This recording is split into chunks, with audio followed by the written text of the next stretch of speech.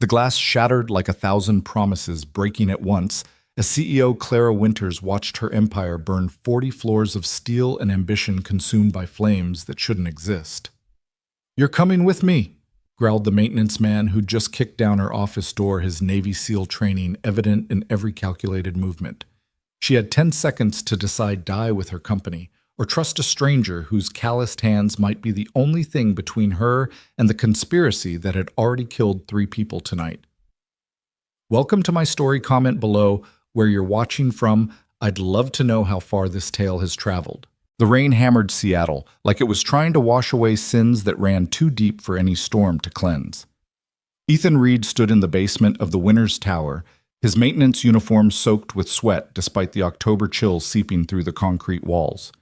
He'd been checking the building's fire suppression system for the 3rd time that week. Something about the readings had been nagging at him, the kind of itch between his shoulder blades that had saved his life more times than he could count during his tours in Afghanistan. "Pressure's dropping again in sectors 7 through 12, he muttered into his radio, though he knew nobody was listening. The night security guard Tommy was probably asleep at his desk, and the cleaning crew wouldn't start their rounds for another hour. It was just him and 42 floors of glass and steel that housed one of Seattle's most powerful tech companies. Ethan ran his flashlight along the pipes, noting the fresh tool marks on the coupling joints. Someone had been here. Recently. His fingers found the tampered valve and his blood went cold. This wasn't negligence or wear, this was sabotage. 40 floors above Clara Winters stood at the floor-to-ceiling windows of her corner office, watching the city lights blur through the rain. At 34, she'd built Phoenix Technologies from a garage startup into a billion-dollar empire, but tonight everything was unraveling. The hostile takeover attempt from Victor Lang's consortium, the board members who'd suddenly turned against her, the leaked documents suggesting financial irregularities that she knew were fabricated but couldn't prove. "Working late again, Clara?" She didn't turn at the voice. Marcus Chen, her CFO and oldest friend, had a key to her office. "Someone has to pet," she said, her reflection in the window showing the exhaustion she'd been hiding for weeks. "The board meeting is tomorrow. If I can't convince them that Victor's offer is a trap—" "Maybe it's not a trap," Marcus said quietly. "Maybe it's a lifeline." Now she did turn, studying the man who'd been with her since the beginning. His usually confident demeanor seemed frayed at the edges, his designer suit wrinkled in ways Marcus never allowed. "You can't be serious. Victor Lang destroyed 3 companies before setting his sights on us. He doesn't build, he strips assets and sells the bones.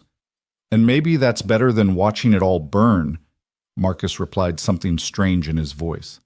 "Clara, there are things happening that you don't understand, forces at play that—" The lights flickered. Both of them froze, looking up at the crystal chandelier that had been a gift from her father before he died. It swayed slightly, though there was no earthquake, no reason for it to move. "Marcus," Clara said slowly, "what did you do?" Before he could answer, the fire alarm shrieked to life. Ethan heard the alarm from the basement and immediately knew this wasn't a drill. The tampered valves, the disabled suppressors, someone had turned the Winters Tower into a 42-story death trap. He grabbed his radio, already running for the stairwell. "Tommy. Tommy, wake up. We have a real situation here. Fire systems have been compromised. Call 911 now." Static was his only answer. Ethan burst into the stairwell, taking the steps 3 at a time. His maintenance keycard would get him anywhere in the building, but he had to make a choice. The fire would start in the server rooms on floor 15. That's where the most flammable materials were stored, where a small fire could quickly become an inferno. But the executive offices were on 42, and at this hour the CEO would still be there. He'd seen her car in the garage, the same silver Tesla that had been there every night for the past month. Training kicked in. Assess, prioritize, act. The servers could be replaced. A life couldn't. He changed direction, heading up instead of toward the fire's origin. Clara backed away from Marcus, her hand reaching for her phone. The smell of smoke was already seeping through the ventilation system, and she could hear something else, a crackling sound that shouldn't exist in a modern building with state-of-the-art fire suppression. "You sabotaged the fire systems," she said, the pieces clicking together with horrible clarity. "The financial documents, the board manipulation, it was all you." Marcus's face crumpled, tears streaming down his cheeks. "I didn't want this. God, Clara, I never wanted this. But Victor has my daughter. Sarah, she was supposed to be at Cornell, but she went missing 3 weeks ago. He sent me videos, Clara. What they'd do to her if I didn't. We could have gone to the police. With what proof Victor owns half the police commission. His reach, you have no idea how deep it goes. The mayor, the judges, even some of the FBI. I had to choose between my daughter and... He gestured helplessly at the office around them, smoke beginning to curl under the door. I'm so sorry. The windows suddenly spider-webbed with cracks from the heat below. Time was running out. We need to get out of here, Clara said, grabbing Marcus's arm despite everything. We'll figure out Sarah later, but we have to... The door exploded inward, kicked off its hinges by someone who clearly knew what they were doing. A man in a maintenance uniform stood there, his face streaked with soot eyes, scanning the room with military precision. You're coming with me, Ethan said. Not a request, but a command. Both of you. The stairwells on the east side are already compromised. We have maybe 3 minutes before this floor becomes an oven. Who are you? Clara demanded. Ethan Reed, building maintenance. Former Navy SEAL, if that matters to your decision-making process. I can get you out, but we need to move now. Marcus shook his head, backing toward the shattered windows. I can't. If I survive this, Victor will kill Sarah. The only way she lives is if I... Don't you dare, Clara said, but Marcus was already climbing onto the window ledge, 42 floors of nothing beneath him. Ethan moved faster than Clara thought possible, crossing the room in 2 strides, but Marcus let go before he could reach him. The CFO fell backward into the Seattle night, his scream swallowed by the storm and the shrieking alarms. No! Clara lunged toward the window, but Ethan caught her around the waist, pulling her back as another explosion rocked the building. He made his choice, Ethan said firmly. You need to make yours, live or die. Decide now. Clara looked at this stranger, this maintenance man who'd appeared like something out of an action movie and made the only choice she could. Get me out of here. Ethan nodded, pulling off his uniform shirt to reveal a black t-shirt underneath. He wrapped the uniform around his hands. Stay close, don't let go of me for any reason, and whatever you see, keep moving. They plunged into the smoke-filled corridor, Ethan leading with the confidence of someone who'd navigated worse situations. The emergency lighting had failed, leaving only the orange glow of fire reflecting off the smoke. Clara's eyes burned her lungs, already protesting, but Ethan's hand in hers was steady, pulling her forward when her body wanted to stop. Why? She gasped between coughs. Why save me? Because that's what I do, Ethan replied, using his wrapped hands to test a door handle before rejecting it too hot. Also because my daughter has severe asthma, and your company is 3 weeks away from releasing a revolutionary treatment that could save her life. So yeah, I have a vested interest in keeping you alive. They reached another stairwell, but Ethan stopped, pressing his ear to the door. Fire's below us. We go up. Up? That's insane. Trust me. He looked back at her, and in the hellish glow, she could see scars on his neck, old burns that told their own story. I've done this before. They climbed through thickening smoke, passing the mechanical floor, the helicopter pad access locked, of course, until they reached the roof. Ethan kicked open the door, and they stumbled out into the storm. Rain hit Clara's face like cold salvation, but they were still 44 floors up, with a building burning beneath them. Now what? Clara shouted over the wind. Ethan was already moving, pulling her toward the edge, where a window washing platform hung on its rails. We ride this down to the fire floor, then take the external fire escape the rest of the way. That's your plan. That thing isn't meant for... Another explosion, this one close enough to knock them both to their knees. When Clara looked back, she saw flames erupting from the stairwell they'd just exited. It's the only plan, Ethan said, helping her onto the platform. It swayed sickeningly in the wind, but he was already working the manual controls, beginning their descent. They made it 15 floors before the cables started to fail, weakened by the heat. Ethan saw it coming, grabbed Clara, and jumped for the fire escape just as the platform tore away from the building, falling into the chaos below. They hit the metal grating hard, Clara crying out as her shoulders struck the railing. But Ethan was pulling her up again, always moving, always forward. Down they went, floor by floor, the fire escape growing hotter as they descended past the burning floors. Clara's designer heels had long since been abandoned. her feet bleeding on the metal grating, but she kept going, driven by the stranger's unwavering determination to keep her alive. Finally, impossibly, they reached the ground. Fire trucks were everywhere, their lights painting the street in reds and blues. Paramedics rushed forward, but the media was there too, cameras flashing, reporters shouting questions. Clara's empire was literally burning behind her, and the vultures were already circling. "Ms. Winters, is it true Phoenix Technologies was engaged in fraud?" "Clara? Did Marcus Chen jump, or was he pushed? What's your response to Victor Lang's statement that this is divine justice?" Ethan stepped between her and the cameras, his presence somehow more intimidating than his size should allow. "Back off. She needs medical attention." "And who are you?"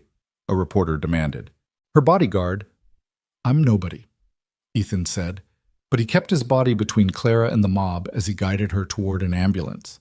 It wasn't until they were in the relative quiet of the emergency vehicle, an EMT checking Clara's vitals, that she really looked at the man who'd saved her life. Ethan Reed was perhaps 35, with the kind of build that came from functional fitness rather than gym vanity. His hands, now being treated for burns she hadn't even noticed him sustain, were scarred from more than just tonight. His eyes were gray, the color of Seattle's winter sky, and held a weariness that spoke of someone who'd seen too much but kept going anyway. "Your daughter," Clara said suddenly. "You said she has asthma." Ethan nodded, wincing as the EMT applied burn cream to his palms. "Sophie, she's 7. The Phoenix treatment we applied for the trial, but we didn't qualify. No insurance that would cover experimental treatment." Clara pulled out her phone, miraculously intact in her jacket pocket. Despite everything, her building burning, her CFO dead, her company under attack, she pulled up a contact and hit dial. "David, it's Clara. Yes, I'm alive. Listen, I need you to add a name to the Phoenix trial immediately. Sophie Reed." She looked at Ethan. "What's her full name?" "Sophia Marie Reed." He said, something breaking in his voice. "But you don't have to—" "Yes, I do." She continued, speaking into the phone. "Full coverage, all expenses. Make it happen." She hung up and met his eyes. "You saved my life. This is the least I can do." The ambulance doors suddenly opened and 2 men in suits climbed in, not EMTs, not police. Clara recognized one of them as Detective Raymond Cross, Victor Lang's personal friend. "Ms. Winters," Cross said with a smile that didn't reach his eyes, "you're under arrest for the murder of Marcus Chen." "That's ridiculous," Clara protested. "Marcus jumped. He was being blackmailed by Victor Lang." "We have witnesses who say they saw you push him," Cross said, producing handcuffs. "And Mr. Reed here, our hero maintenance man, is under arrest for arson and destruction of property. Funny how the fire started right after you were seen tampering with the suppression systems, isn't it, Mr. Reed?" Ethan didn't resist as they cuffed him, but his eyes never left Clara's. "They planned all of this. Every detail." "Save it for the lawyers," Cross said. "Assuming you can afford one on a maintenance man's salary." As they were led away in separate police cars, Clara watched her building collapse in on itself through the rear window, 42 floors of dreams and ambition reduced to rubble and ash. But worse than that was the knowledge that Victor Lang had won. He'd destroyed her company, framed her for murder, and even turned her rescue into another trap. But he'd made one mistake. He'd involved Ethan Reed, and Clara had a feeling that was going to be a fatal error. The police station reeked of burnt coffee and desperation. Clara sat in an interrogation room that had seen too many broken dreams. Her designer suit ruined her feet wrapped in gauze from the EMT's hasty treatment. Through the one-way mirror, she could feel eyes watching, calculating how long it would take to break her. Detective Cross sat across from her, a folder thick with what she assumed were fabricated documents spread between them like accusations. "Marcus Chen sent an email to his wife an hour before his death," Cross said, sliding a printout toward her. "It says, and I quote, 'Clara has lost her mind. She's threatening to kill me if I don't stop the merger. I'm scared for my life.'" "That's not possible," Clara said flatly. "Marcus wasn't married. His wife died 3 years ago from cancer. I spoke at her funeral." Cross's smile widened. "Are you sure about that?" "Because I have a marriage certificate here from 6 months ago. Marcus Chen and Jennifer Walsh married in Vegas." Clara's blood chilled. Jennifer Walsh was Victor Lang's personal attorney. "I want my lawyer," Clara said. "Of course, but it's 3 in the morning, and with the building collapse, half the city's infrastructure is compromised. Might take a while for anyone to get here." Cross leaned back, too comfortable, too confident. "Why don't you just tell me the truth? You found out Marcus was selling company secrets to Victor Lang. You confronted him. Things got heated. You pushed him. It could be argued as temporary insanity crime of passion. You might only get 20 years instead of life." In another interrogation room 3 doors down, Ethan was having his own conversation with law enforcement, though his was taking a different tone. The detective questioning him, a younger man named Harrison, seemed nervous. He kept checking his phone, glancing at the door. "Look, Mr. Reed," Harrison said, "we know you're just collateral damage here. Maintenance man trying to do his job got caught up in something bigger. Tell us that Ms. Winters paid you to sabotage the building. Maybe she promised you money for your daughter's treatment, and you can walk away from this." Ethan hadn't said a word since they'd read him his rights. He sat perfectly still, a skill learned in countless hours of surveillance, waiting for the enemy to reveal themselves. Harrison was sweating despite the room's chill. His phone buzzed again. "I need to step out," Harrison said abruptly. "Think about my offer." The moment the door closed, Ethan was in motion. The handcuffs cheap department store model took him less than 30 seconds to pick with a paperclip he'd palmed from the EMT's clipboard. The room had no cameras, a violation of protocol that told him everything he needed to know about how official this arrest really was. He pressed his ear to the door, listening. Harrison was arguing with someone in the hall, voice pitched with fear. "I don't care what Mr. Lang wants. I'm not killing anyone. No, I signed up to plant evidence, not... Don't threaten my family." Ethan made a decision. He opened the door silently, catching Harrison mid-conversation. The detective's eyes widened in shock, then relief. "Please," Harrison whispered, ending his call. "Get out of here. They're going to kill you both. Make it look like a murder-suicide. I can't stop it, but I can give you a 5-minute head start." "Where's Clara?" "Room 3. But there are 2 guards." Ethan was already moving. The guards were positioned at either end of the hallway, trying to look official, but their tactical stance screamed private military. Ethan took the first one down with a chokehold, lowering him silently to the floor. The second turned at the soft thump hand, going for his weapon, but Ethan's thrown paperweight, a heavy glass award from someone's desk, struck him in the temple before he could draw. Clara looked up in shock when her door opened to reveal Ethan free and holding a guard's keycard. "We're leaving," he said simply. "How did you—" "Questions later. They're planning to kill us both in approximately 3 minutes. Move." Cross had stepped out to take a call, leaving Clara unguarded, another sign of overconfidence. They made it to the parking garage before the alarms started. Ethan hot-wiring an unmarked sedan with practiced efficiency. "Where are we going?" Clara asked as they peeled out into the Seattle streets, rain still falling like the city itself was mourning. "First we get Sophie," Ethan said, taking corners at speeds that should have terrified her but somehow didn't. "Then we disappear until we can figure out how to fight back." "Sophie.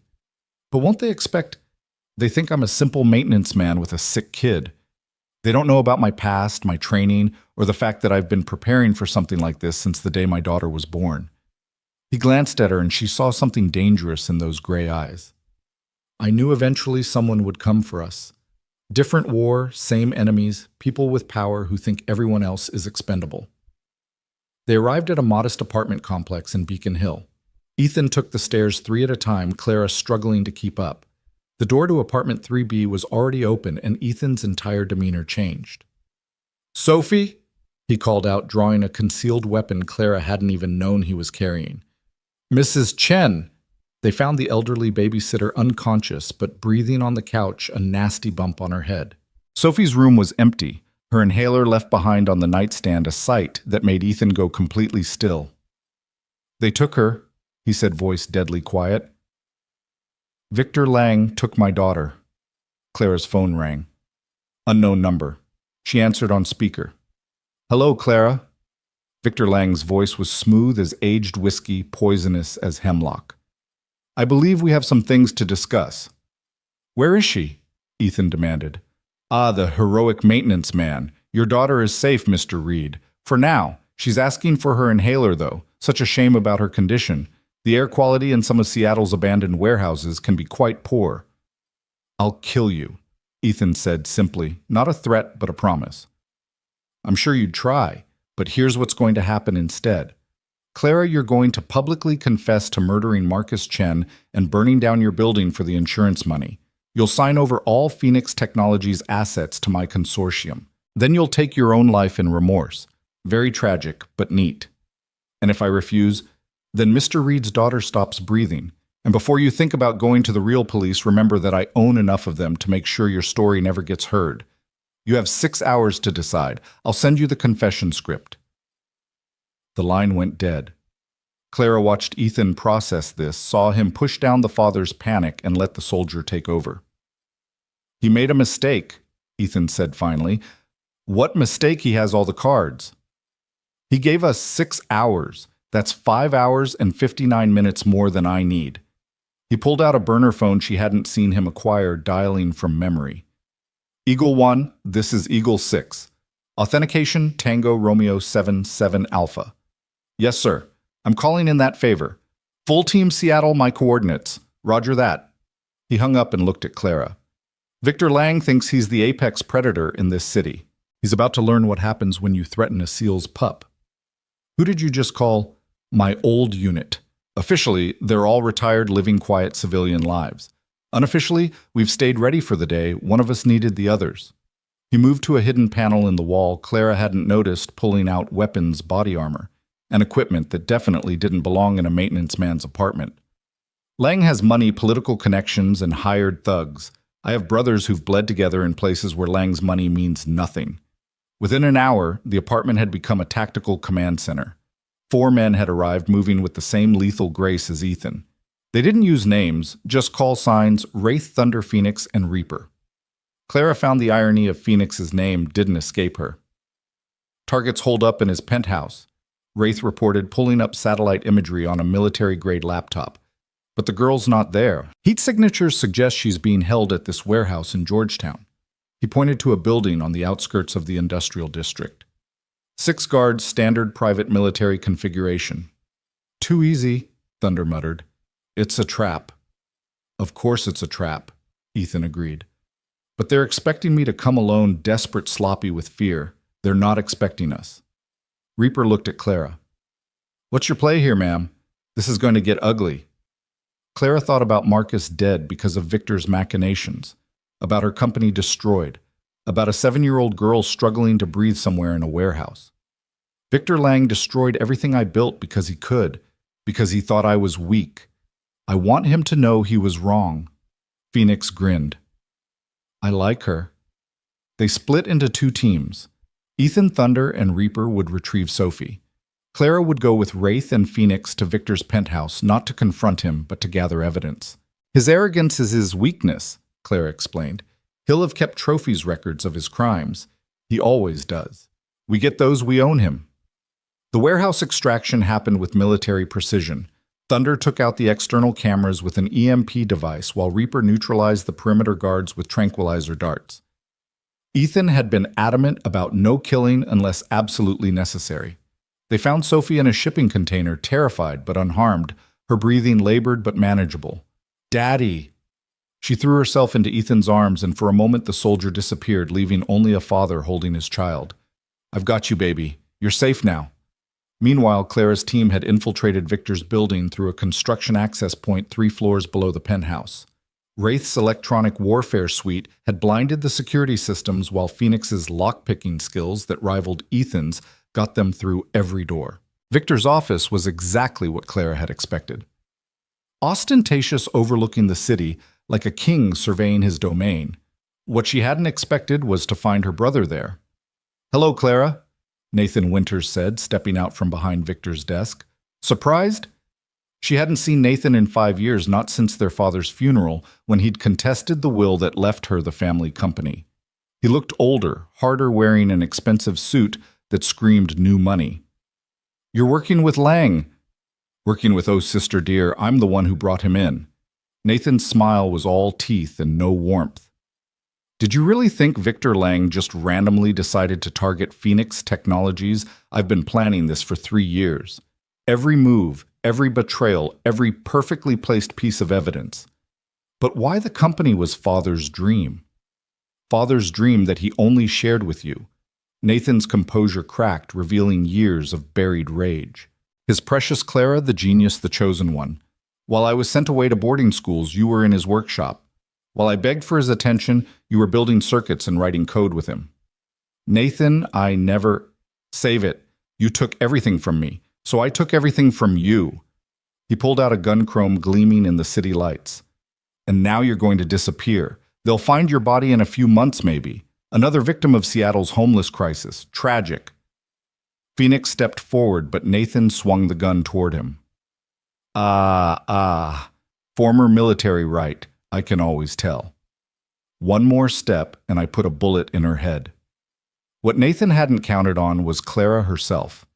5 years of self-defense training started after a stalker incident kicked in. She threw herself sideways as Nathan fired the bullet, shattering the window behind her. Phoenix and Wraith moved simultaneously. Phoenix disarming Nathan, while Wraith secured him with zip ties. "You always underestimated me," Clara told her brother as he struggled against the restraints. "Just like Father did at first. The difference is, he learned better." They found everything in Victor's safe, which Phoenix cracked in under 3 minutes. Documents linking him to 17 different corporate sabotages, blackmail material on half of Seattle's political structure, and most damning video recordings of him ordering the deaths of 3 CEOs who'd refused his takeover attempts, including tonight's planned murder of Clara. "This is enough to bury him," Wraith said, copying everything to multiple encrypted drives. "But you know he'll never see the inside of a cell. Too many connections." "I don't want him in a cell," Clara said quietly. "I want him destroyed, the same way he tried to destroy me." They regrouped at a safe house Phoenix maintained under one of his many false identities. Sophie was asleep on the couch, exhausted from her ordeal, but breathing normally thanks to medication Thunder had procured. Ethan sat beside her, standing guard even among friends. "So what now?" Reaper asked. "We have the evidence, but Wraith's right. Lang owns too many judges, too many cops." Clara pulled out her phone, scrolling through contacts until she found the one she needed. "Not all of them. Judge Harrison, Detective Harrison's father, is clean. Old school hates corruption. And I know 3 journalists who would sell their souls for this story." "It's not enough," Ethan said. "Lang will disappear the moment this goes public.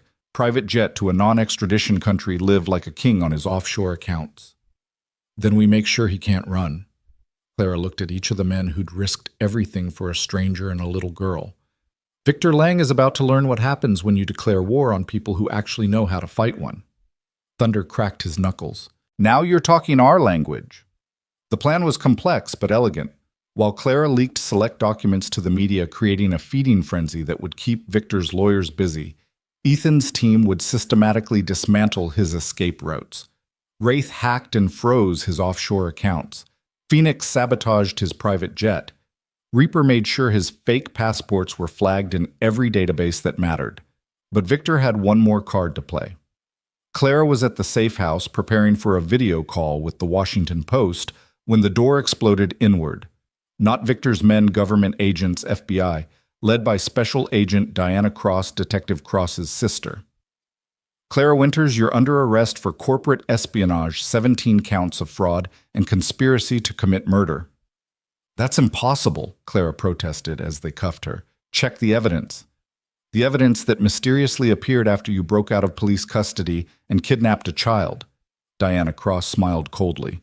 "Mr. Lang has been very cooperative, providing us with years of documentation about your illegal activities, including how you've been using Phoenix Technologies to launder money for terrorist organizations." Ethan started forward, but Diana had her weapon drawn. "Mr. Reed, you're also under arrest. Kidnapping, assault on police officers, breaking and entering, and oh yes, it seems you've been lying about your military record. Stolen valor is still a crime." "My record is classified." "Convenient. Move." As they were led away, Clara saw Victor Lang standing across the street, raising a champagne glass in mock salute. He'd once again turned their own evidence against them, used his connections to flip the narrative. But he'd made one final fatal mistake. He'd left Sophie Reed with Thunderwraith Phoenix and Reaper, and they were about to teach him why you never leave a SEAL's family in the hands of his brothers. The federal holding facility was a step up from the Seattle police station, but it was still a cage. Clara and Ethan were kept in separate wings, no communication allowed. The media was having a field day with the story Tech CEO's Secret Life of Crime, and Maintenance Man or Terrorist Operative dominated the headlines. Diana Cross personally handled Clara's interrogation, 12 hours of circular accusations and fabricated evidence. But Clara had noticed something. Diana kept checking her phone, and every time she did, her jaw tightened a little more. "Your brother's not answering, is he?" Clara said during hour 13. Diana's composure cracked slightly. "What?" Detective Raymond Cross. "Your brother. The one Victor Lang has been blackmailing for 2 years about his gambling debts. The one who's probably dead by now because he failed to deliver us properly gift-wrapped. You don't know what you're talking about. I know Victor Lang doesn't leave loose ends, and your brother became one the moment we escaped his custody." Clara leaned forward as much as the shackles would allow. "I also know you're clean, Agent Cross. Your record is spotless, which means you genuinely believe the evidence against us. But what if I could prove it's all fabricated?" "You can't. We've verified everything. Through channels Victor Lang controls. But what if there was evidence he couldn't touch? What if someone had been documenting everything from the beginning?" Diana's phone rang. She looked at the caller ID and went pale. Raymond, where are you?" She put it on speaker, and Clara heard Detective Cross's shaky voice. I'm sorry. I'm so sorry. Lang made me do it. All of it. The false evidence, the arrest, everything. He has recordings of me taking bribes photos with his prostitutes. He owns me." "Where are you Doesn't matter. I'm leaving the country. But Dee, listen to me. Winters and Reed are innocent. Everything against them is fabricated. There's a safety deposit box at First National number 447. I put the real evidence there." "The real evidence. I'm sorry, Di. The line went dead. Diana Cross stared at her phone for a long moment, then at Clara. "If this is a trick." "It's not. Your brother grew a conscience at the last minute. It might have saved his life. Victor doesn't know about the safety deposit box, or Raymond would already be dead." 3 hours later, Diana returned with a banker's box full of documents, USB drives, and photographs. Her face was grim as she unlocked Clara's shackles. "Everything's here," Diana said quietly. "Orders for the arson signed by Lang, the blackmail material on Marcus Chen, even recordings of him planning your murder." She paused. "There's also evidence about my brother's involvement. He'll be arrested when we find him." "He was a victim too," Clara said, rubbing her wrists. "Lang specializes in finding people's pressure points and exploiting them." "Doesn't excuse what he did." Diana helped Clara to her feet. "We're releasing you and Mr. Reed immediately. And Clara, I'm sorry, I should have dug deeper." As Clara was being processed for release, chaos erupted in Victor Lang's world. The SEALs had been busy. Every news outlet in the country simultaneously received packages containing irrefutable evidence of his crimes. His bought judges found their own corruption exposed. His political allies abandoned him like rats from a sinking ship. But the coup de grace came from an unexpected source. Marcus Chen's daughter Sarah, the one Victor had claimed to kidnap, appeared on live television from her dorm at Cornell. She'd never been missing. The entire blackmail scenario had been a lie, one Marcus had discovered too late. But Sarah had something else, recordings her father had sent her for safekeeping, documenting every illegal order Victor had given him. By the time Clara walked out of federal custody, Victor Lang was the one in handcuffs being led away by agents who couldn't be bought because Diana Cross had personally selected them. Ethan was waiting outside Sophie in his arms. The little girl was wearing a Phoenix Technologies t-shirt someone had found for her breathing easily thanks to an emergency dose of the new treatment Clara's team had arranged. "It's over," Ethan said. "No," Clara replied, looking at the ruins of the Winters Tower in the distance. "Now we rebuild." But there was one more twist waiting. Nathan Winters had made bail, his lawyers arguing he'd been coerced by Lang. He showed up at the safe house that night, alone, unarmed, looking like a man who'd lost everything. "I didn't come to fight," he said when Phoenix opened the door, weapon drawn. I came to warn you. Clara met him in the living room, Ethan beside her, the seals positioned strategically around the space. Warn us about what? Clara asked. Victor's not done. He has a dead man switch. If he doesn't input a code every 48 hours, documents get released that will destroy dozens of companies, including what's left of Phoenix. Economic chaos, thousands of jobs lost. He told me about it when he thought I was fully his. Nathan pulled out a drive. This contains the location of the server and the abort code. But Clara, there's a catch. There always is. The server is in his panic room at the penthouse. Biometric locks that only open for him, or Nathan hesitated. Or me. He added me to the system as his successor. Why would you help us? Ethan asked, suspicion clear in his voice. Nathan looked at his sister. Because I realized something when I saw you in Victor's office. You didn't take Father's love from me. I threw it away with my jealousy and bitterness. Father saw who I really was, and he was right to leave the company to you. He stood up. I'll get you into the panic room. After that, I'll turn myself in. It won't make up for what I've done, but it's a start. The penthouse was crawling with FBI agents cataloging evidence, but Diana Cross cleared them a path. The panic room was hidden behind a bookshelf, its biometric scanner state-of-the-art. Nathan placed his hand on the scanner, and for a moment Clara thought he'd betrayed them again. Then the locks disengaged with a soft hiss. Inside was Victor's real treasure trove, servers containing enough blackmail material to control half the country, and yes, the dead man switch that would activate in 36 hours. Wraith went to work immediately, but after an hour he shook his head. It's beyond encrypted, quantum-level stuff. I can't crack it in time. Then we don't crack it, Clara said. We use it. Everyone turned to look at her. Victor built this as insurance, but it's also evidence. Evidence of crimes that hundreds of powerful people committed. Instead of destroying it, we give it to the FBI. All of it. Let them sort through who's guilty and who's a victim. That'll cause chaos, Diana warned. Some of these people run major corporations, government agencies. Then they should have thought of that before breaking the law, Clara replied. But we can minimize the damage. Release it strategically, give the innocent time to distance themselves. Let the guilty face justice. It took 18 hours of negotiation, but they reached an agreement. The FBI would take possession of the servers, the dead man switch would be disabled, and the information would be used for legitimate law enforcement purposes only. Nathan kept his word, turning himself in and providing testimony against Victor Lang that would ensure he never saw freedom again. His cooperation earned him a reduced sentence, 5 years instead of 20. As dawn broke over Seattle, Clara stood in the ruins of Winters Tower with Ethan and Sophie. The building was destroyed, but the foundation was still solid. We can rebuild, the insurance assessor was saying. With the payout and the settlement from Lang's assets being seized, you'll have more than enough capital. What do you think? Claire asked Sophie. Should we build a new tower? The little girl, breathing freely for the first time in years, thanks to the Phoenix treatment, nodded enthusiastically. Make it taller. And can it have a playground? For kids who visit a playground in a corporate tower. Ethan laughed. Why not? Clara said. We're rebuilding from scratch. We can build it however we want. She looked at Ethan. I'll need a good head of security, someone who knows the building inside and out. Interested? I'm just a maintenance man, Ethan said with a slight smile. No, Clara replied.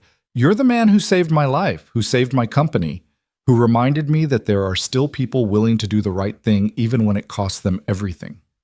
She hesitated, then added, besides, Sophie's going to need continued treatment, and it would be convenient if her father worked for the company providing it. Thunder, who'd been silently standing guard, cleared his throat. If you're hiring, ma'am, I know 4 other guys who might be interested in security positions. Clara looked at the SEALs who'd risked everything for strangers. Phoenix Technologies could use men like you, all of you. 6 months later, the new Phoenix Technologies building held its grand opening. 45 stories of gleaming steel and glass with state-of-the-art fire suppression systems that Ethan had personally overseen. The top floor wasn't executive offices. It was a research lab dedicated to developing treatments for childhood respiratory diseases, named the Sophie Reed Center for Pediatric Research. True to Sophie's request, there was a playground on the third floor visible from the street where employees' children could play while their parents worked. It had become an unexpected symbol of the company's resurrection, a corporation that put family first. Victor Lang watched the coverage from his federal prison cell where he'd served 3 consecutive life sentences. His empire was gone, his allies imprisoned or fled, his very name synonymous with corporate corruption. Nathan Winters watched from minimum security where he spent his days teaching business ethics to other inmates trying to earn redemption one small act at a time. Detective Raymond Cross watched from witness protection, his testimony having helped convict 17 corrupt officials. But in the Phoenix Technologies lobby, none of that mattered. Clara stood with her new executive team, including a head of security who still wore maintenance boots with his suit, and watched Sophie cut the ribbon with oversized scissors. "You know," Ethan said quietly, 6 months ago I was just checking pipes in a basement. "And I was about to lose everything," Clara replied. "Funny how the worst night of your life can lead to the best things." Sophie ran over, grabbing both their hands. "Can we go to the playground now?" They looked at each other over her head, 2 people who'd been through hell and come out the other side not just intact, but stronger. "Yeah," Ethan said, squeezing his daughter's hand. "Let's go to the playground."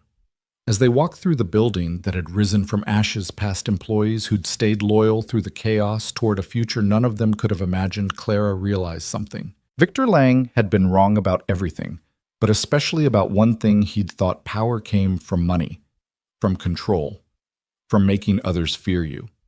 But real power came from something else entirely. It came from the choice to save a stranger in a burning building, from the decision to trust when everything said not to, from the courage to rebuild when it would be easier to walk away, and from the simple act of holding a child's hand and heading to a playground in a corporate tower, because sometimes the most revolutionary thing you can do is dare to be human in a world that rewards being anything but. The Seattle rain that had started this story continued to fall, but now it felt different. Now it felt like a blessing washing the city clean for whatever came next. The playground's laughter faded into memory as autumn settled over Seattle, bringing with it a chill that had nothing to do with the weather. Clara stood in her new office, watching the city wake up through floor-to-ceiling windows that Ethan had insisted be reinforced with bulletproof glass. 6 months of rebuilding had given them a false sense of security, she realized now, staring at the photograph that had been slipped under her door during the night. It showed Sophie at her school, taken yesterday with a telephoto lens. "How did they get past security?" Clara asked, though she already knew the answer would terrify her more than not knowing. Ethan held the photo with steady hands, but she could see the muscle jumping in his jaw the way his breathing had shifted to the controlled pattern he used before violence. They didn't. This was taken from outside the school perimeter, professional surveillance. He turned the photo over, reading the message scrawled on the back for the 3rd time. "Victor Lang sends his regards from prison. The game isn't over." "That's impossible," Clara said. "He's in solitary confinement, no communication privileges." "Men like Lang don't need privileges. They buy them." Ethan pulled out his phone, already dialing. "Thundercode 7. Sophie's school. Now." He looked at Clara. "We're pulling her out until we know what this is." But Sophie wasn't at school. The principal's panicked call came just as Thunder arrived at the empty classroom. She'd been picked up an hour ago by someone with proper authorization, someone who'd known all the code words, had the right identification. The security footage showed Sophie leaving willingly with a woman in a Phoenix Technologies uniform. "Jennifer Walsh," Clara breathed, recognizing the face on the grainy footage. Marcus's supposed wife, Victor's attorney. She was supposed to be in witness protection. Or that's what they wanted us to think. Ethan was already moving, grabbing gear from the concealed cabinet he'd installed his first week as security chief. This isn't random. The timing, using Jennifer, someone's orchestrating this from inside. Clara's phone buzzed. Unknown number, but she knew who it would be. "Hello, Clara." The voice wasn't Victor's. It was feminine, cold, familiar, in a way that made Clara's skin crawl. "I have something that belongs to your security chief. Sweet little thing, bit wheezy though, forgot her inhaler again." "Jennifer," Clara said, putting it on speaker. "What do you want?" "What I've always wanted. What Victor promised me before you destroyed him. Phoenix Technologies. The patents, the research, all of it. You have 2 hours to transfer everything to my offshore holdings, or Sophie Reed learns what happens to little girls who breathe too much water. If you hurt her. You'll what kill me? Your boyfriend already wants to do that. Get in line. Jennifer's laugh was brittle. 2 hours, Clara. The transfer codes will be sent to your phone. And just so we're clear, if I see a single cop FBI agent or Navy SEAL near me, she dies. I have nothing left to lose. The line went dead. Ethan stood perfectly still for exactly 3 seconds, then exploded into motion. She's lying about something. Jennifer Walsh is a corporate lawyer, not a kidnapper. Someone else is pulling her strings. Does it matter? Clara asked. She has Sophie.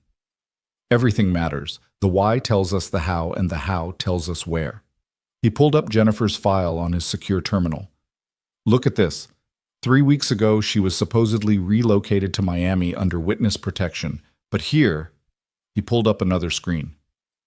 Credit card charges in Seattle for the past week. Someone wanted us to think she was gone. Thunder burst through the door with Phoenix and Wraith. Reaper's tracking her phone signal. She's not even trying to hide it. Warehouse District Pier 47. Another warehouse, Phoenix muttered. These people have no imagination. Or they're counting on us thinking that, Ethan said. This is too easy, too obvious. He studied the map.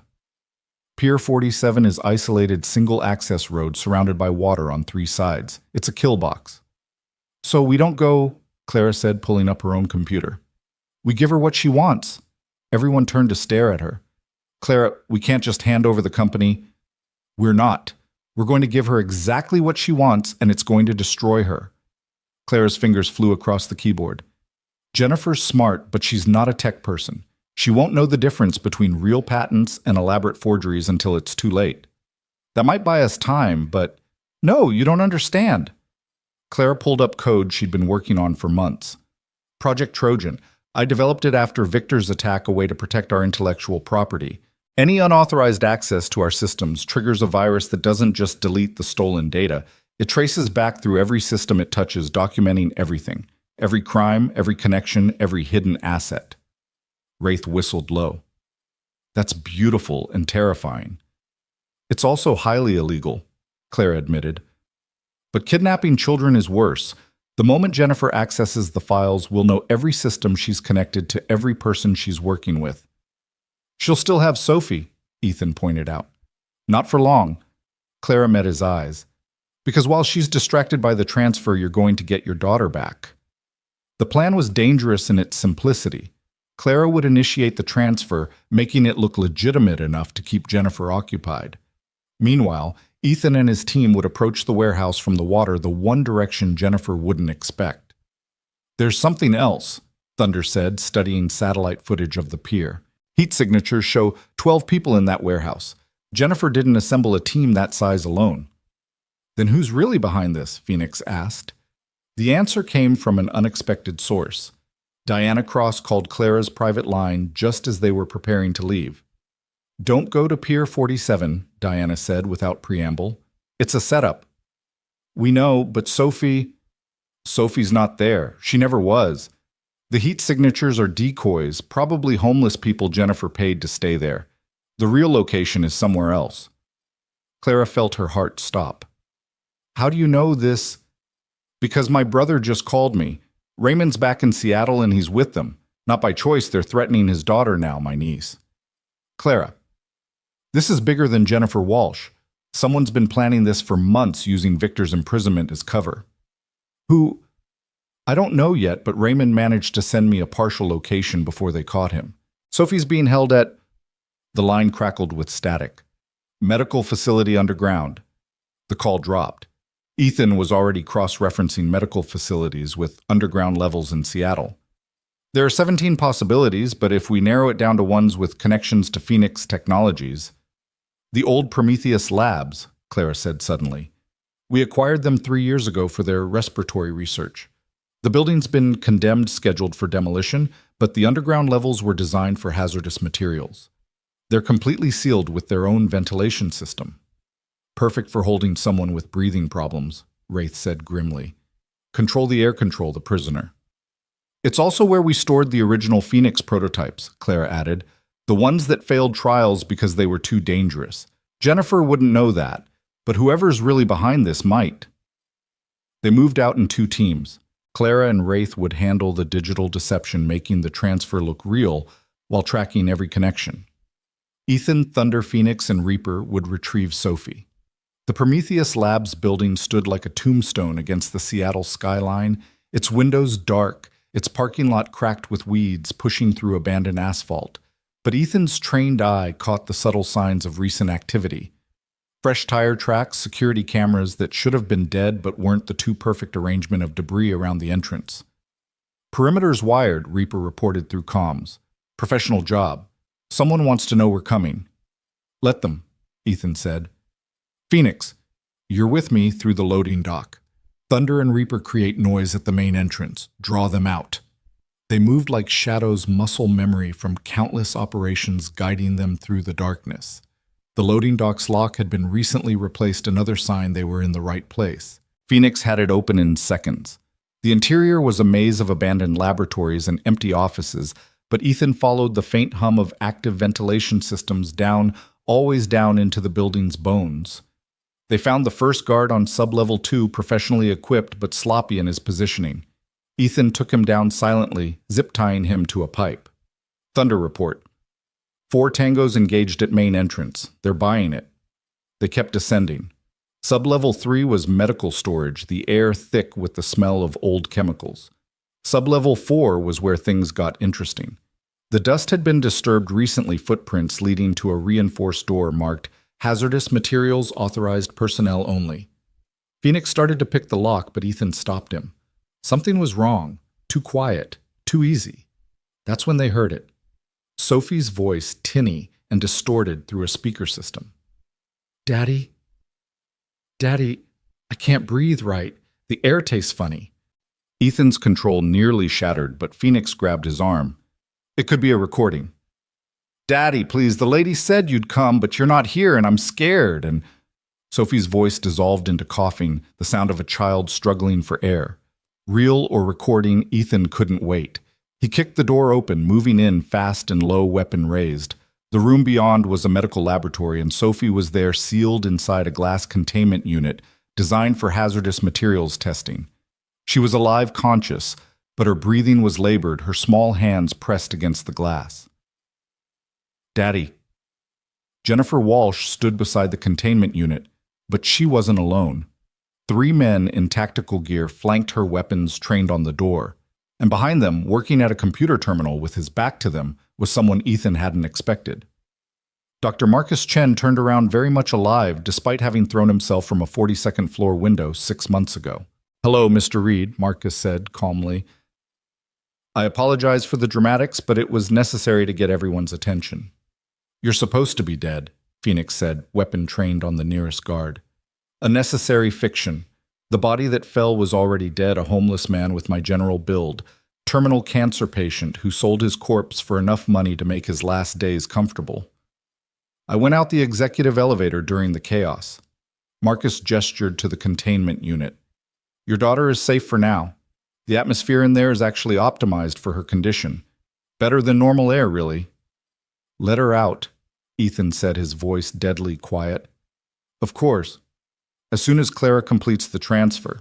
The real transfer, not the Trojan horse she's attempting to upload.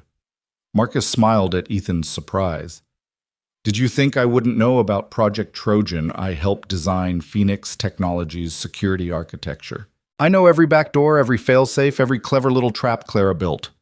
Why? Ethan asked. Buying time while calculating angles, distances, probabilities. You were her friend. I was her employee, Marcus corrected. Watching her take credit for innovations, I contributed to building her empire on foundations I helped lay. But that wasn't even the worst part. The worst part was my daughter. Sarah's safe at Cornell showed. Sarah is dead. Marcus's composure cracked, showing the madness beneath. She died 3 years ago. Drug overdose at a party thrown by Clara's brother Nathan, covered up by the Winters family money. The girl at Cornell is an actress hired by Victor to maintain my cover story. Clara didn't know. Clara didn't care. She was too busy being the genius CEO to notice her best friend was drowning in grief. Too focused on her company to see that I'd been replaced by someone who wanted revenge more than anything.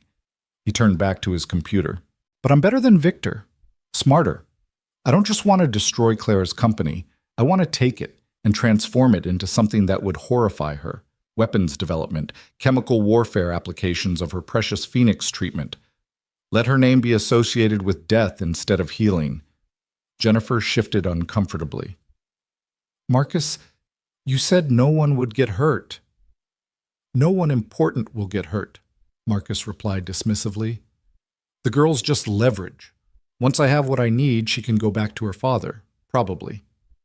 That probably was all Ethan needed to hear. He shot the nearest guard with a tranquilizer dart, while Phoenix took the second. The third managed to fire, but Ethan was already moving, pulling the man's arm up so the bullets struck the ceiling. Thunder and Reaper burst through the door behind them, having cleared the upper levels. Jennifer dropped her weapon immediately, hands raised. I'm out. This isn't what I signed up for. But Marcus was faster than anyone expected. He hit a button on his console, and the containment unit began filling with a yellow gas. Chlorine gas diluted but still toxic, Marcus said calmly. Sophie has about 90 seconds before permanent lung damage. The only way to stop it is with this. He held up a kill switch. And the only way to get this is to complete the real transfer. Clara has 60 seconds to decide. Ethan raised his weapon. I'll shoot you. And my dead man switch releases pure chlorine. Sophie dies in seconds instead of minutes. Marcus smiled. I learned from Victor's mistakes. Always have a backup plan. Clara's voice came through the comms. Ethan, I can see everything through your body cam. Tell him I'll do it. Clara, no. It's just a company, Ethan. Sophie's a life. Her voice was steady, but he could hear the pain beneath. Marcus, you win. Sending the real transfer now. Marcus watched his screen smile widening as the progress bar filled. See how easy that was? All this could have been avoided if Clara had just... The lights went out. In the darkness, Ethan heard glass shatter. Emergency lighting kicked in a second later, revealing Diana Cross and a full FBI tactical team. The containment unit was broken. Sophie and Diana's arms being rushed to a waiting medical team. The kill switch was in pieces on the floor, destroyed by a sniper's bullet through the window Ethan hadn't even noticed. Marcus Chen, you're under arrest for kidnapping, attempted murder, and about 30 other charges I'll think of on the way to booking, Diana said. Marcus laughed wild and broken. You're too late. The transfer's complete. I own Phoenix Technologies now. No, Clara said, walking into the room with Wraith beside her. You own a shell company I created 6 months ago. Phoenix Technologies was never incorporated in Delaware like you thought. That was another fiction. The real company is held in a trust protected by so many legal layers it would take years to untangle. But the patents are all filed under my personal name, not the company's. Another lesson learned from Victor's attack. Clara looked at her former friend with a mixture of pity and disgust. I'm sorry about Sarah, Marcus. I'm sorry I didn't see your pain, but this ends now. Marcus lunged for something on the desk, a gun, a weapon. It didn't matter. Ethan's fist connected with his jaw before he could reach it, dropping him cold. Sophie, Ethan called out, already moving toward the medical team. She's okay, Diana assured him. The gas was mostly theatrical, scary but not concentrated enough to cause real damage. Though I'd like to know how you knew to call us. Clara and Ethan exchanged glances. They hadn't called anyone. If you didn't call them, Ethan said slowly, then who? I did, Nathan Winters said, stepping out from behind the FBI team. He was wearing an ankle monitor, clearly on supervised release. My lawyer got me a deal. Early release in exchange for helping take down Marcus. I've been feeding information to Agent Cross for weeks. You knew Marcus was alive? Clara asked. Suspected. Some financial irregularities that only made sense if he was still moving money. Plus, I knew about Sarah's real death. I was there that night, Clara. I tried to save her, but... He shook his head. I've been living with that guilt for 3 years. When I realized Marcus was using it as justification for revenge, I had to act. Why help us? Ethan asked, still suspicious. Because I've had 6 months to think about what I almost became, Nathan replied. And because someone needs to stop the cycle of revenge before it destroys everyone. Sophie's cough brought Ethan's attention back to what mattered. She was breathing normally now, the Phoenix treatment having strengthened her lungs enough to handle the stress. But she was scared, clinging to him as the medical team checked her over. I want to go home, Sophie whispered. We will baby. We're going home. But home had become a complicated concept. The safe house was compromised, Ethan's apartment was too vulnerable, and Clara's penthouse felt like a fortress built for one. Stay with me, Clara said quietly, watching Sophie curl against her father. Both of you, I have plenty of room, and after today, I don't want to be alone. It wasn't a romantic invitation, not yet. It was two people who'd been through hell recognizing they were stronger together than apart. Ethan nodded, and something shifted between them, a possibility neither was ready to name. The aftermath was messier than the crisis. Marcus's conspiracy had tentacles reaching into Phoenix Technologies' structure employees who'd been turned or bought. Clara spent weeks cleaning house, rebuilding trust, ensuring nothing like this could happen again. Jennifer Walsh cut a deal testifying against Marcus in exchange for a reduced sentence. She revealed the full extent of the plan. Marcus had been planning this for 2 years, using Victor's attack as cover for his own revenge scheme. Detective Raymond Cross came out of hiding to testify as well, his courage in warning Diana having earned him a degree of redemption, though not forgiveness. Through it all, Ethan and Sophie stayed at Clara's penthouse. What started as a temporary arrangement began to feel permanent. Sophie's toys appeared in the living room. Ethan's coffee mug claimed a spot in the kitchen. Clara found herself looking forward to their shared dinners, to Sophie's homework sessions at the dining table, to the quiet evenings when Ethan would read to his daughter while Clara worked nearby, just enjoying the sound of their voices. 3 weeks after Marcus's arrest, Clara was working late in her home office when Ethan knocked on the door. Sophie's asleep, he said. Thought you might want some company. She looked up from her screen, seeing him holding 2 cups of tea. He'd learned her preference for chamomile when stressed. I'm not great company right now. The board wants a full security review. The FDA is questioning the Phoenix trials because of Marcus's sabotage. And somehow the media thinks this is all my fault. It's not, Ethan said, simply setting the tea beside her. None of it is. I should have seen Marcus's pain. Should have known. Stop. He turned her chair to face him. I've played that game. Should have seen the IED.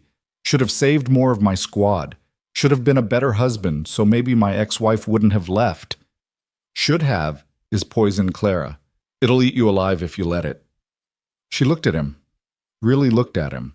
The scars he carried, visible and invisible. The strength that wasn't just physical but emotional, spiritual even. How do you do it? Keep going after everything. I remember what I'm fighting for. He glanced toward the door, toward where Sophie slept safely. And lately that's been more than just my daughter. The admission hung between them, fragile and important. Ethan, Clara started, but he shook his head. I'm not asking for anything, just wanted you to know. Whatever this is, whatever we're building here, it matters to me. You matter to me. Before she could respond, alerts started flooding her screen. Someone was attempting to access Phoenix Technologies' servers using Marcus's old credentials. That's impossible, Clara said, fingers flying across the keyboard. We locked everything down. But the attack was sophisticated, using backdoors even Clara hadn't known existed. Within minutes, they were locked out of their own systems.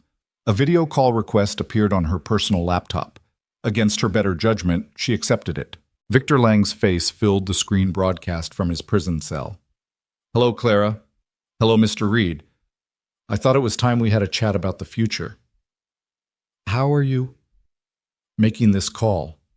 Having computer access. Orchestrating everything from in here. Victor smiled. Money, dear Clara. Unlimited money and the knowledge of where bodies are buried. Did you really think Marcus came up with his plan alone?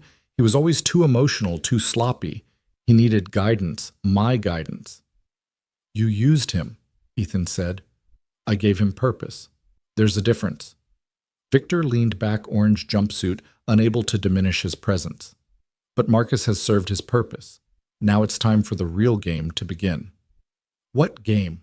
Clara demanded. The one where you realize that destroying me was the worst mistake of your life. You see, from in here, I have nothing but time. Time to plan to recruit to slowly dismantle everything you're trying to build. His smile widened. Starting with your new FDA approval. Check your email. Clara did, finding a message from the FDA. The Phoenix treatment trials were suspended indefinitely pending investigation into data tampering. That's just the beginning, Victor continued. Every week something else will go wrong. A supplier will back out. A key employee will quit. A safety inspection will fail. Death by 1,000 cuts, Clara. Unless what? Unless you come visit me, alone. No surveillance, no recordings, just you and me discussing terms. Absolutely not, Ethan said.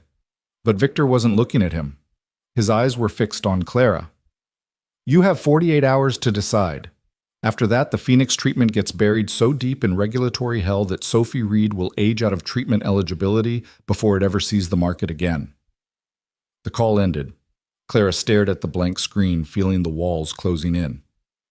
He's right. He can do it. From prison with just phone calls and letters, he can destroy everything. Then we stop him, Ethan said. How he's in federal maximum security. We can't touch him. No, Ethan agreed. But we can make him irrelevant. He pulled out his phone, dialing a number Clara didn't recognize. It's me. Yes, I know what time it is. I need to call in that favor. The big one. I understand the cost. Yes, I'm sure. Who was that? Clara asked when he hung up.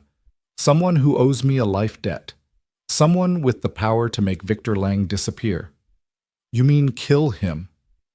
No, I mean make him cease to exist in any way that matters. No more phone calls, no more letters, no more influence, complete isolation. The kind reserved for terrorists and traitors. That's not possible. Victor has too many connections. His connections are all financial or political. The person I just called transcends both. Ethan met her eyes. But it'll cost me everything I have left from my military service. My pension, my benefits, even my security clearance. I'll just be a maintenance man again. Clara stood crossing to him. You do that. Give up everything. Not everything, he corrected, taking her hands. I'd still have Sophie. And if you'll let me, I'd still have this, us, whatever we are or might become. She kissed him, then soft and certain tasting promise and possibility. When they pulled apart, Sophie stood in the doorway, rubbing sleepy eyes. Are you guys finally together? She asked with 7-year-old directness. Ethan laughed, scooping her up. What do you think, kiddo? Sophie looked between them, then nodded decisively. Good. Clara makes better pancakes than you, Daddy. The moment was perfect in its simplicity, but Clara's phone buzzed with another alert. This time it wasn't Victor or the FDA or any external threat. It was from her building's security system. Someone was in the Phoenix Technologies lab. Someone using her personal access codes. That's impossible, she said for the second time that night. Only 3 people have those codes. Me, you, and Marcus. Ethan finished, but he's in custody. Diana Cross answered on the first ring when Clara called. Before you ask, yes, Marcus Chen is still in his cell. I'm looking at him right now on the monitor. Then who's in my lab? There was a pause, then Diana swore. The transport logs. Someone checked Marcus out for a medical evaluation 3 hours ago, but if he's still in his cell, then who? Sarah, Clara breathed. Marcus's daughter, the real Sarah. That's impossible, she's dead. But Clara was already pulling up the security footage from the lab. The figure moving through the restricted areas was young female and bore an undeniable resemblance to Marcus Chen. She faked her death, though, Ethan said, understanding immediately. Just like her father faked his. This whole thing, Victor, Marcus, all of it, it's been about getting her into the lab. But why? The answer came as they watched Sarah Chen access the secured storage where the failed Phoenix prototypes were kept. The ones that had been too dangerous for human trials. The ones that could be weaponized. She's not stealing them, Clara realized with growing horror. She's releasing them. The ventilation systems in the Phoenix Technologies building suddenly activated at full power spreading whatever Sarah had released through 45 floors of offices where the night cleaning crew was working. "We need to evacuate the building," Ethan said, already moving. "Now." But even as Clara triggered the fire alarms remotely, she knew they were too late. Sarah Chen had just turned her father's revenge fantasy into reality using Phoenix Technologies' own research to create a weapon. And somewhere in his prison cell, Victor Lang was probably smiling, knowing that even in defeat, he'd found a way to win. The real war was just beginning. The evacuation sirens screamed through the Seattle night as 43 people stumbled out of the Phoenix Technologies building coughing and gasping. Ethan counted them twice, his military training demanding precision even in chaos. The cleaning crew, 2 security guards, a handful of engineers pulling an all-nighter, all accounted for but all showing the same symptoms. Burning eyes, labored, breathing, skin flushed with an unnatural pink tinge. "It's not lethal," Clara said, reading the preliminary analysis on her tablet, while EMTs set up triage stations in the parking lot. "Whatever Sarah released, it's designed to incapacitate, not kill. The compound is breaking down already half-life of maybe 6 hours." "That doesn't make sense," Ethan said, watching Sophie through the penthouse window 30 floors up and 3 blocks away, making sure she stayed inside with the air filtration on maximum. "If you're going to weaponize something, why make it temporary?" "Because killing people brings the FBI, the CDC, Homeland Security," Diana Cross said, arriving with a hazmat team. "But this is assault at worst. She'll do 5 years instead of life." She paused, studying the scene. "Unless this is just the test run." That thought chilled Clara more than the October wind. The prototypes Sarah took there were 12 variants. She only released 1. "Where are the others?" Before Clara could answer, her phone buzzed. Unknown number, but she recognized the voice immediately when she answered. "Hello, Miss Winters," Sarah Chen said. She sounded nothing like the grieving daughter Marcus had described. Her voice was controlled, clinical, almost amused. "I hope you're enjoying my little demonstration." "Sarah, please." "Dr. Chen," Sarah corrected. "I did finish my PhD despite what my father believes. Biochemistry with a focus on aerosol transmission vectors. Very useful considering your company's work." Ethan had already signaled Diana to start tracing the call. "What do you want?" "What I've always wanted, Mr. Reed, to prove that my father was wrong about me. He thought I was weak, needed protecting, needed revenge on my behalf. But I'm not weak, I'm just patient." There was a rustling sound like papers being shuffled. "I've been watching you all for 3 years, watching Clara build her empire on research my father contributed to, watching Victor Lang play his power games, watching my father plan his elaborate revenge, all of them missing the real opportunity." "Which is?" Clara asked. "Phoenix Technologies has created something that could change the world, a treatment that repairs damaged lung tissue at the cellular level. Do you have any idea what that means? Not just for asthmatics like sweet little Sophie, but for everyone." Sarah's voice took on an edge of excitement.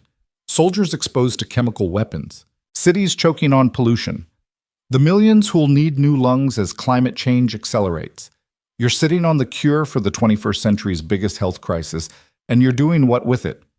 FDA trials, regulatory approval, corporate bureaucracy. We're ensuring it's safe." "Safe?" Sarah laughed. "Like the variant I just released was safe." "That was Phoenix 3.0. Ms. Winters, your failed prototype that you locked away because it caused temporary respiratory distress. But what you didn't realize, what your limited testing never discovered, is that the distress is followed by enhancement. Those 43 people. In 6 hours, when the compound fully metabolizes, they'll have lung capacity 20% above baseline. They'll breathe easier than they have in years." Clara pulled up the Phoenix 3.0 files, scanning the data with new eyes. Sarah was right. The initial distress response had caused them to abandon the formula. But if it led to enhancement afterward, "You experimented on innocent people," Ethan said flatly. "I gave them a gift, for free. No insurance companies, no prescriptions, no corporate profit margins. Just healing." Sarah's tone hardened. "But that was just the preview. Phoenix 4.0 through 11.0 are already in position around the city. Water treatment plants, HVAC systems in major buildings, even the ventilation for the Seattle Underground tour. One command from me and the entire city becomes my test group. That's terrorism, Diana said loudly enough for the phone to pick up. That's revolution, Sarah countered. But I'm not unreasonable. I'll give you a choice, Clara. Release the Phoenix formula, all of it, every variant, completely open source, or I'll do it for you. Literally. Into the air, Seattle breathes. People could die, Clara protested, without proper dosing medical supervision. Fewer people than die waiting for FDA approval while you protect your profit margins. You have 24 hours to decide. Oh, and don't bother trying to find the devices. There are hundreds, and they're all on independent triggers. Remove one. The others activate immediately. The call ended, leaving them staring at each other in the parking lot while emergency crews worked around them. We have to find her, Ethan said. We have to find the devices, Diana countered. If she's telling the truth about the triggers, she is, Clara said quietly. Sarah Chen didn't fake her death and spend 3 years planning this to bluff now. She looked at the Phoenix building, its lights still flashing with evacuation warnings. She's right about one thing. We have been slow, cautious. People have died waiting. Clara, you can't seriously be considering. I'm considering everything. Clara cut Ethan off, including the fact that my technology is about to be used as a weapon whether I cooperate or not. They established a command center in Clara's penthouse. The living room transformed into a war room with computers, maps, and the combined resources of the FBI, Phoenix Technologies, and Ethan's SEAL team. Sophie watched from the hallway, clutching the stuffed bear Ethan had given her, understanding that something bad was happening, but not quite what. Go back to bed, sweetie, Ethan said gently. Is the bad lady going to hurt people? Sophie asked with that devastating directness children possessed. Ethan knelt beside his daughter. We're going to stop her. But she's sick, isn't she? Like me, but different. Sick in her thoughts. The insight from a 7-year-old made Ethan pause. Yeah, baby, she's sick in a different way. Then maybe she needs different medicine, Sophie said, and padded back to bed, leaving the adults to contemplate the wisdom of innocence. Thunder was the first to make a breakthrough, his fingers flying across his laptop. Got something. Sarah Chen didn't just disappear 3 years ago, she legally died. Death certificate filed in King County. Body cremated, the works. But here's the interesting part. The doctor who signed the certificate, he vanished 2 weeks later. His medical license was used 6 months ago to order restricted chemicals. She's been planning this longer than we thought, Phoenix said. This isn't reactive. This is strategic. Wraith pulled up financial records. Money trails don't lie. Someone's been funding Sarah, and it's not her father. These transactions go back 5 years before Marcus even started his revenge plot. Clara leaned over his shoulder, recognizing the routing numbers. Those are Victor Lang's shell companies. But why would he fund Sarah before any of this started? Because Victor plays the long game, Ethan said, understanding clicking into place. He didn't just want to destroy you, Clara. He wanted to own what came after. Sarah was his backup plan. If he couldn't take Phoenix Technologies legally, she'd take it literally. But that doesn't make sense, Diana protested. Victor's in prison. He gains nothing from this. Clara's laptop chimed with an encrypted message. She opened it carefully. Wraith scanning for viruses. It was a video file time-stamped an hour ago. Victor Lang sat in what was clearly not a prison cell, but a luxurious office. He was wearing an expensive suit, not an orange jumpsuit, and behind him, through floor-to-ceiling windows, was a view of Hong Kong's skyline. Hello, Clara, Victor said, smiling that predator's smile she'd grown to hate. By now you've realized that the man in federal prison isn't me, but a very well-paid double. Amazing what desperate people will do for their family's financial security. I've been in Hong Kong for 3 months watching waiting orchestrating. Ethan's phone was already out calling his contact.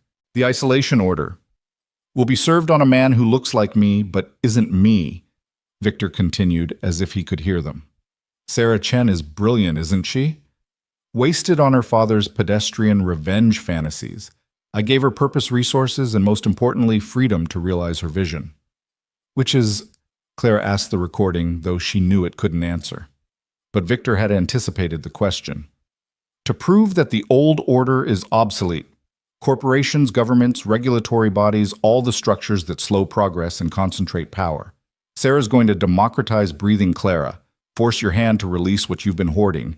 And when she does, when Phoenix Technologies' patents become worthless, I'll be there to build something new from the ashes. Again. The video ended with coordinates and a time midnight 12 hours away.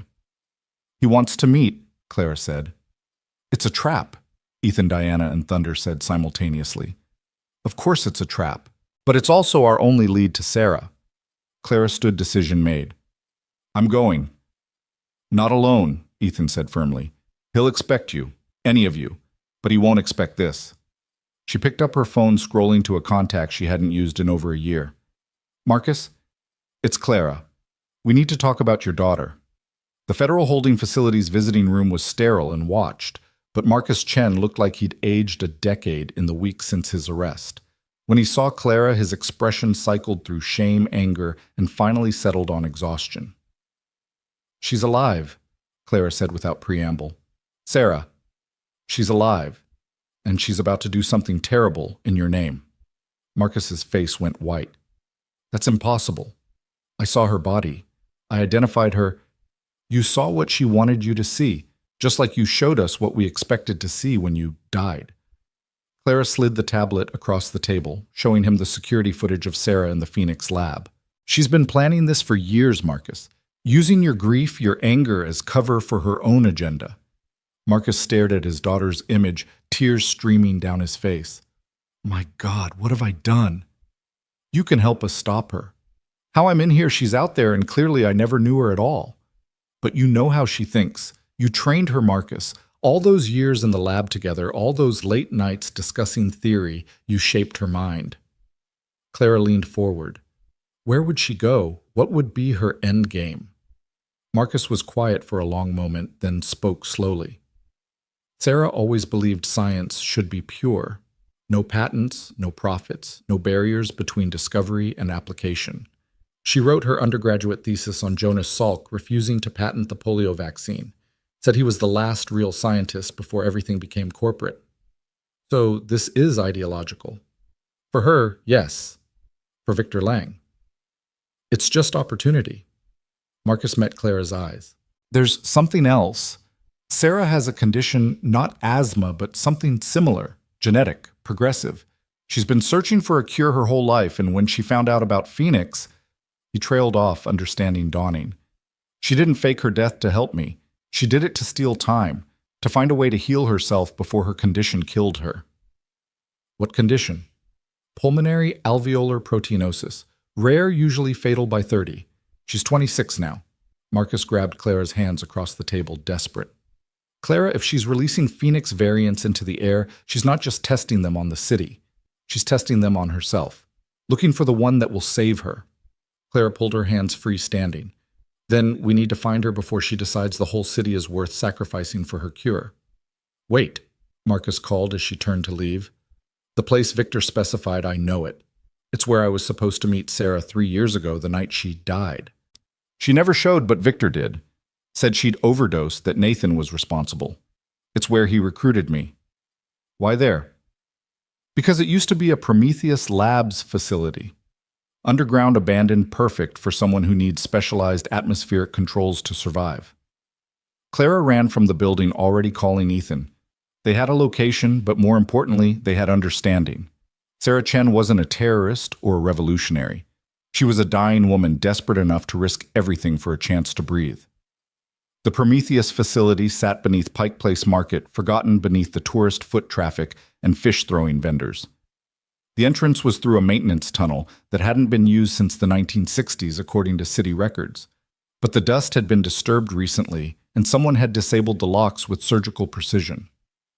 Ethan led the team and Clara behind him, despite his protest, Diana and her FBI team holding the perimeter. The tunnel descended at a sharp angle, the air growing thicker, more processed with each step. They could hear the hum of industrial equipment, the kind used to maintain clean rooms and biological containment. Atmospheric processor. Wraith identified reading his instruments. She's got this whole place sealed and scrubbed. Air quality is actually better than outside. They found the first device 3 levels down, a metal canister connected to the building's ventilation system, ready to release its contents into Pike Place Market above. Phoenix examined it carefully. Timer shows 10 hours remaining. But look, he pointed to a secondary mechanism. Motion sensor. We move it, it triggers. Same with all of them, probably, Thunder said, mapping the facility on his tablet. I'm reading at least 30 devices throughout this complex, all networked. They kept descending, following the lights and the increasingly clean air. The facility opened into a vast underground laboratory equipment that looked salvaged from Phoenix Technologies and Prometheus Labs, arranged in a careful pattern. At the center, in a clean room behind glass walls, Sarah Chen worked at a computer terminal. She was smaller than Clara had expected, thin to the point of frailty, with an oxygen cannula running to a tank beside her chair. When she turned to face them, Clara could see the family resemblance to Marcus, but also something else, the desperate brilliance of someone running out of time. "Miss Winters," Sarah said through the intercom, her voice slightly breathless. "Mr. Reed, I wasn't expecting you so soon." "It's over, Sarah," Diana called out, weapon drawn but not aimed. "Disable the devices and come out." Sarah laughed, triggering a coughing fit that lasted 30 seconds. When she recovered, there was blood on the tissue she'd used. "Over, Agent Cross, I'm dying. It's been over for me since I was diagnosed at 14. This is just the epilogue." "Your father thinks you're dead," Clara said, approaching the glass. "He's been destroying lives trying to avenge you." "My father was always too emotional, too focused on human connections instead of scientific truth." Sarah turned back to her computer. "Did you know your Phoenix formula is only 3 molecular adjustments away from curing my condition? 3 tiny changes and I could breathe normally, live normally, have a normal lifespan." "Then let us help you," Clara offered. "Disable the devices, work with us, and we'll find those 3 adjustments together." "Together," Sarah repeated mockingly. "Like you worked together with my father, using his ideas, his research, then pushing him aside when he became inconvenient. That's not what happened, isn't it?" Sarah pulled up files on her screen. "I have everything, Ms. Winters.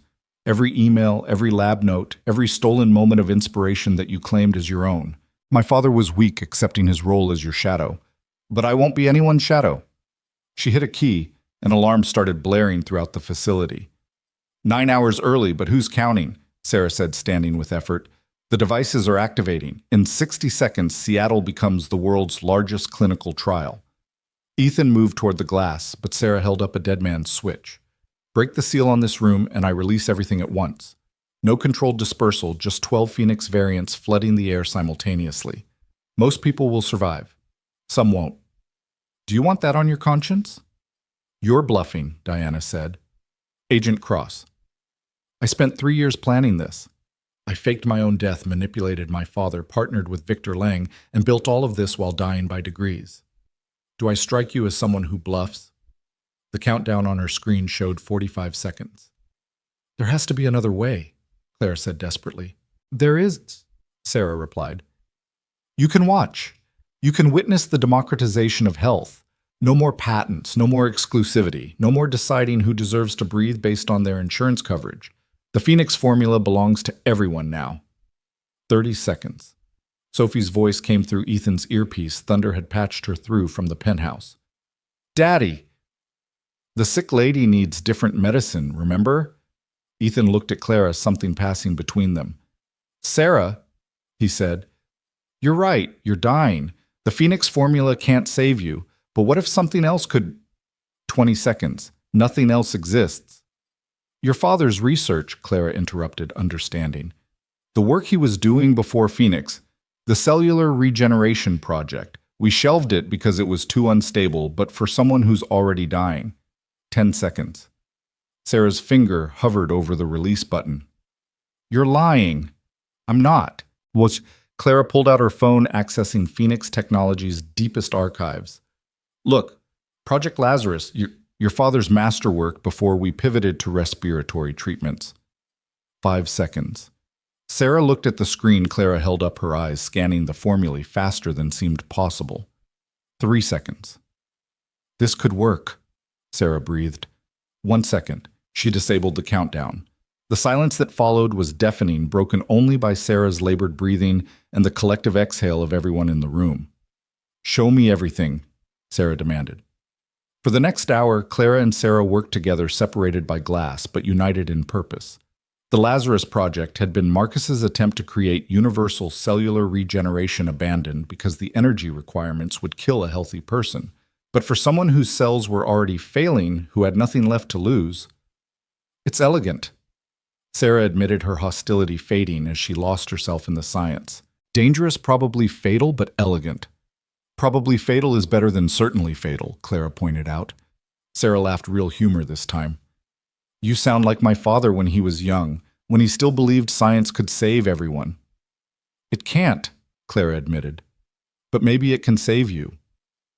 Sarah was quiet for a moment, then began typing.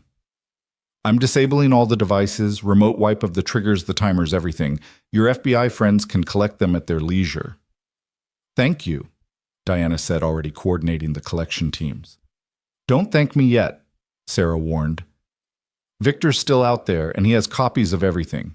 The Phoenix formula, the deployment methodology, all of it. He was using me, but I was using him too. I needed his resources, his connections. But now that I've failed, he'll find another way.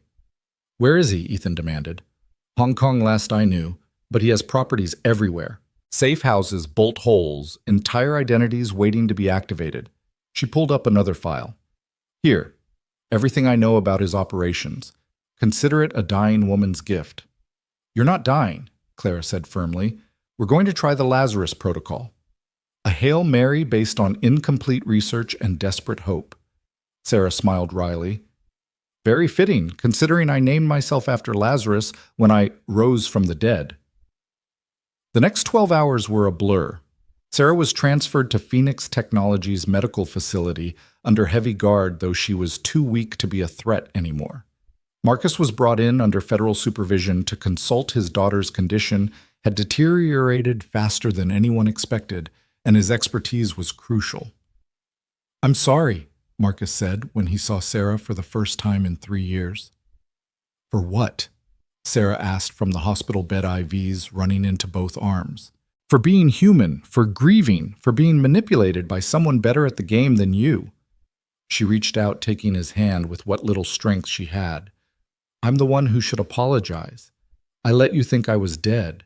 I let you suffer. Why, Marcus asked, tears flowing freely. Because I thought if you believed I was gone, you'd move on, find peace. I didn't expect you to seek revenge. She squeezed his hand weakly. I didn't know you loved me that much. Clara watched them from the observation room, Ethan beside her. Family, she said quietly. It makes us do terrible things. And beautiful things. Ethan countered, his arm around her shoulders. Sophie asked if she could meet Sarah when this is over. Said maybe they could be friends since they both have breathing problems. Your daughter is remarkable. She gets it from her father, Clara said, then blushed when Ethan looked at her in surprise. The courage, the compassion despite everything. Before Ethan could respond, alarms started blaring through the facility. Not medical alarms, security breaches. Thunder's voice came through the comms. We've got company. 3 helicopters, military grade, no identification. They're heading straight for us. Victor, Clara said, already moving. He's coming for Sarah. Or the formula. Or both. Not on my watch, Ethan said, his entire demeanor shifting to combat mode. Thunder, activate all defensive measures. Phoenix Wraith gets Sarah and Marcus to the panic room. Reaper, you're with me on the roof. I'm coming too, Clara said. Clara C. My building, my fight. She grabbed the emergency kit Ethan had insisted she keep in her office. Besides, someone needs to protect the servers. If Victor gets our research, he becomes the most dangerous man in the world, Ethan finished. All right, but you stay behind me. They moved through the building like a well-oiled machine, employees evacuating calmly thanks to the drills Ethan had implemented. By the time the helicopters arrived, the building was empty except for essential personnel. The first helicopter hovered over the landing pad, and Clara recognized the man rappelling down. Not Victor. He wouldn't dirty his hands personally, but Colonel James Crawford, dishonorably discharged ex-military, who'd become Victor's personal enforcer. Reed, Crawford called out, his team spreading out behind him. Been a while. Heard you went soft playing security guard. Crawford, Ethan replied, weapon steady. Heard you went mercenary. Killing for money now. Better than pretending to be something I'm not. Victor sends his regards, by the way. Says you can walk away from this. Take your kid and go. This isn't your fight. It became my fight when you threatened my daughter, Crawford smiled. Sophie, right pretty name. Be a shame if something happened to her while Daddy was playing hero. The threat was a mistake. Ethan didn't respond with words. He moved faster than Crawford expected. The first shot was non-lethal, a rubber bullet that knocked Crawford's weapon away. The second was a tranquilizer dart that dropped him before he could reach his backup piece. The mercenaries opened fire, but Ethan and Clara were already behind cover. Reaper appeared on their flank, his sniper rifle picking off targets with precision. Thunder and Phoenix emerged from the stairwell, catching the mercenaries in a crossfire. It was over in minutes, but Clara knew this was just the first wave. Victor didn't give up easily. Her phone rang. Victor's face appeared on the screen, still in his Hong Kong office, but looking less composed than before. Impressive, he said, but ultimately futile. I have more men, more resources, more time. You're defending a fixed position against an enemy with unlimited assets. How long before you make a mistake? Long enough for this to reach every major news outlet in the world, Clara replied, holding up a tablet showing an upload in progress. Your location, your fake identity, your criminal network, everything Sarah gave us. In 30 seconds, you become the most wanted man on the planet. Victor's composure finally cracked. You wouldn't. The chaos would be temporary. Justice, however, would be permanent. Stop the upload. We can negotiate. No more negotiations, no more games. You're done, Victor. The upload completed, and within minutes, Clara could see the effects. News alerts, international warrants, assets being frozen. Victor Lang's empire built on shadows, and secrets crumbled in the light of exposure. You've killed me, Victor said quietly. You know that. Without my protection, my resources, I'm dead within a week. Then you'd better run, Clara replied, ending the call. But Victor had one more card to play. The building shook an explosion somewhere below. Not big enough to bring down the structure, but enough to damage the medical facility. Sarah, Marcus's voice came through the comms. The explosion damaged her life support. She needs the Lazarus protocol now or she dies. Clara and Ethan ran for the medical wing, finding it in chaos. The explosion had been precisely targeted not to kill, but to force their hand. Sarah lay unconscious, her breathing barely visible, machines screaming warnings. Do it, Marcus begged Clara. Please, I can't lose her again. Clara looked at the Lazarus serum, untested and potentially fatal. Then at Sarah, brilliant and broken, dying by degrees. There was no time for trials, no time for safety protocols. Everyone out except medical staff, Clara ordered. Ethan, that includes you. I'm not leaving you. This could go wrong in ways we can't predict. If something happens, Sophie needs at least one parent. She kissed him quickly. Go. Keep everyone safe. Ethan wanted to argue but understood. He squeezed her hand once, then left, taking everyone except Clara, Marcus, and the lead physician. Administering Lazarus protocol, Clara announced, injecting the serum into Sarah's IV. For 30 seconds, nothing happened. Then Sarah's body convulsed her back, arching off the bed.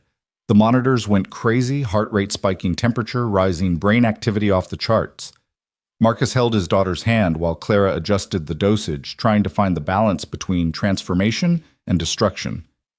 Come on, Clara whispered. Fight. You're too stubborn to die now. Sarah's eyes snapped open, but they weren't seeing the room. She was looking at something beyond something only she could perceive. Her mouth opened and she spoke in a voice that didn't sound entirely human. I can see it, she gasped. The pattern, the answer. It's so simple. We were making it too complicated. Sarah, Marcus leaned closer. What do you see? The cure. Not just for me. For everything. Every disease, every defect, every limitation of human biology. It's all connected, all one pattern repeated at different scales. She gripped Clara's arm with surprising strength. You have to document this. Everything I'm saying, it's important. Clara grabbed her tablet recording as Sarah spoke in a stream of consciousness that jumped between molecular biology, quantum physics, and something that sounded almost like poetry. It went on for 10 minutes before Sarah suddenly relaxed her breathing, evening out, the monitors stabilizing. Did it work? Marcus asked. Sarah took a deep breath, a full, clear breath without struggle or strain. Yes, she said in wonder. I can breathe. For the first time in my life, I can actually breathe. The test that followed confirmed it. The Lazarus protocol had not just treated Sarah's condition, it had rewritten her cellular structure, creating something new. Something that might be the key to everything Phoenix Technologies had been working toward. But there was a cost. Sarah's transformation was unique to her genetics, her specific condition. It couldn't be replicated safely in others, at least not yet. And the energy requirement had aged her. She looked 10 years older, though she claimed she'd never felt younger. The transformation had left Sarah Chen looking like a different person, her features sharper, her eyes holding a depth that seemed to see through reality itself. She sat in the observation room 3 days later, breathing without assistance for the first time since childhood, while teams of scientists studied her cellular structure with barely contained excitement. It's not just the lung tissue, Dr. Patricia Huang explained to Clara, pulling up the latest scans. Every cell in her body has been fundamentally altered. The telomeres are actually lengthening, the mitochondria are producing energy at rates we've never seen. She's not just cured, she's evolved. Clara watched Sarah through the glass, noting how the woman's fingers moved across the tablet she'd been given, equations flowing faster than any normal person could write. And it can't be replicated. Not safely. The energy requirement alone would kill 99% of test subjects. Sarah survived because her body was already failing, creating a unique environment for the transformation. Patricia hesitated. But Clara, what she's producing, these formulas, these insights, they could change everything. She's solving problems we didn't even know how to approach. Through the intercom, Sarah's voice carried a strange resonance. I can hear you discussing me. The transformation enhanced more than just my lungs. Every sense is sharper, every thought clearer. It's overwhelming and exhilarating simultaneously. Clara entered the observation room, sitting across from the woman who'd nearly terrorized Seattle. How do you feel? Like I'm seeing color for the first time after a lifetime of grayscale, Sarah replied. But also like I'm losing something, my humanity perhaps. The concerns that used to drive me, fear, anger, desperation, they seem so small now. That sounds lonely. Sarah smiled, an expression that looked almost alien on her transformed features. It is, but it's also necessary. Someone needs to see beyond human limitations to solve human problems. She pulled up a complex molecular diagram on her tablet. This is what Phoenix Technologies should be working on. Not just treating symptoms, but rewriting the human genome to eliminate disease entirely. That's playing God, Clara said carefully. No, that's playing human at the level we were meant to. Evolution is too slow for the challenges we face. Climate change, pandemics, the diseases we create through our own pollution, we need to adapt faster than nature allows. Before Clara could respond, Ethan's voice crackled through her earpiece. We have a problem. Victor's been spotted in Seattle. Clara stood abruptly. That's impossible. Every agency in the world is hunting him. Nevertheless, facial recognition just picked him up entering the old Prometheus facility, the one Sarah was using. He's alone and he's carrying something. Sarah's enhanced hearing had caught the conversation. He's going for my backup drives. I kept copies of everything there, not just the Phoenix formula, but the deployment system, the aerosol vectors, everything he'd need to start over somewhere else. Then we stop him, Clara said, already moving. Wait, Sarah called out. He knows I'm alive now. He'll have contingencies. Victor Lang always has contingencies. She was right. As Ethan's team surrounded the Prometheus facility, thermal imaging showed not one heat signature, but dozens. Victor had brought in army mercenaries who'd stayed loyal for the promise of Phoenix technology that could make them superhuman. We're outnumbered 3-1, Thunder reported, and they've got the defensive position. Not for long, Diana Cross's voice cut in. FBI tactical teams are en route. We can have the place surrounded in 20 minutes. In 20 minutes, Victor will be gone with everything, Ethan said. We need to move now. Clara made a decision that surprised everyone, including herself.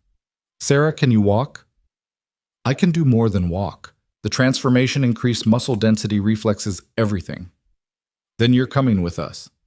You know that facility better than anyone, and you might be the only person who can predict what Victor will do. Marcus protested immediately. Absolutely not. She just survived a cellular transformation. She's not going into combat. Dad. Sarah interrupted, her voice carrying an authority it had never held before. I'm not the fragile girl you remember. I'm not even the desperate woman who planned to poison a city. I'm something new, and maybe that's exactly what we need. 30 minutes later, they stood at the entrance to the Prometheus facility, Sarah beside Ethan and Clara wearing tactical gear that looked strange on her transformed frame. The mercenaries had fortified the main entrances, but Sarah knew passages they'd never found. There's an old pneumatic tube system from when this was a working lab, she explained, leading them through a maintenance tunnel that barely seemed wide enough for a person. It connects to the clean room where I kept the servers. They emerged into chaos.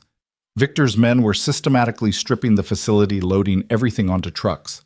Victor himself stood at the main terminal downloading terabytes of data onto portable drives. He's taking everything, Sarah whispered. Not just my work, but Father's too. Years of research. Then we stop him, Ethan said, but Sarah grabbed his arm with surprising strength. No, let him think he's winning. I installed something in those drives, not a virus, he'd expect that. It's a tracker quantum entangled with a receiver I built into my own transformed cells. Wherever he takes that data, I'll know. That's impossible, Clara said. So was breathing without mechanical assistance 3 days ago, Sarah replied. The transformation didn't just heal me. It made me into something that shouldn't exist. Might as well use it. They watched Victor work his movements, increasingly frantic, as FBI sirens grew closer. Finally, he grabbed the drives and ran for a hidden exit Sarah hadn't known about his remaining mercenaries covering his retreat. Now we follow, Sarah said, closing her eyes. I can feel the data moving. North, northwest. He's heading for the water. He has a boat. They pursued not directly but parallel Sarah, tracking Victor's movement through senses that shouldn't exist. The chase led them through Seattle's industrial waterfront, past rusted warehouses and abandoned piers, until they reached a private dock where a speedboat waited. Victor was alone now, his mercenaries scattered or arrested, just him and the drives that contained enough information to rebuild Phoenix Technologies anywhere in the world. Victor Lang, Ethan called out, weapon drawn. It's over. Victor turned slowly and Clara gasped. The man looked 20 years older than he had in the video from Hong Kong. His hair was white, his face gaunt, his hands shaking as he clutched the drives. Mr. Reed, Victor said, his voice barely above a whisper. Ms. Winters and Sarah, my God, what have you become? What you always wanted, Sarah replied. Evolution, transformation, the next step in human development. Isn't that what you promised me? Victor laughed bitterly. I promised you revenge. I promised you justice. I never promised you'd become this.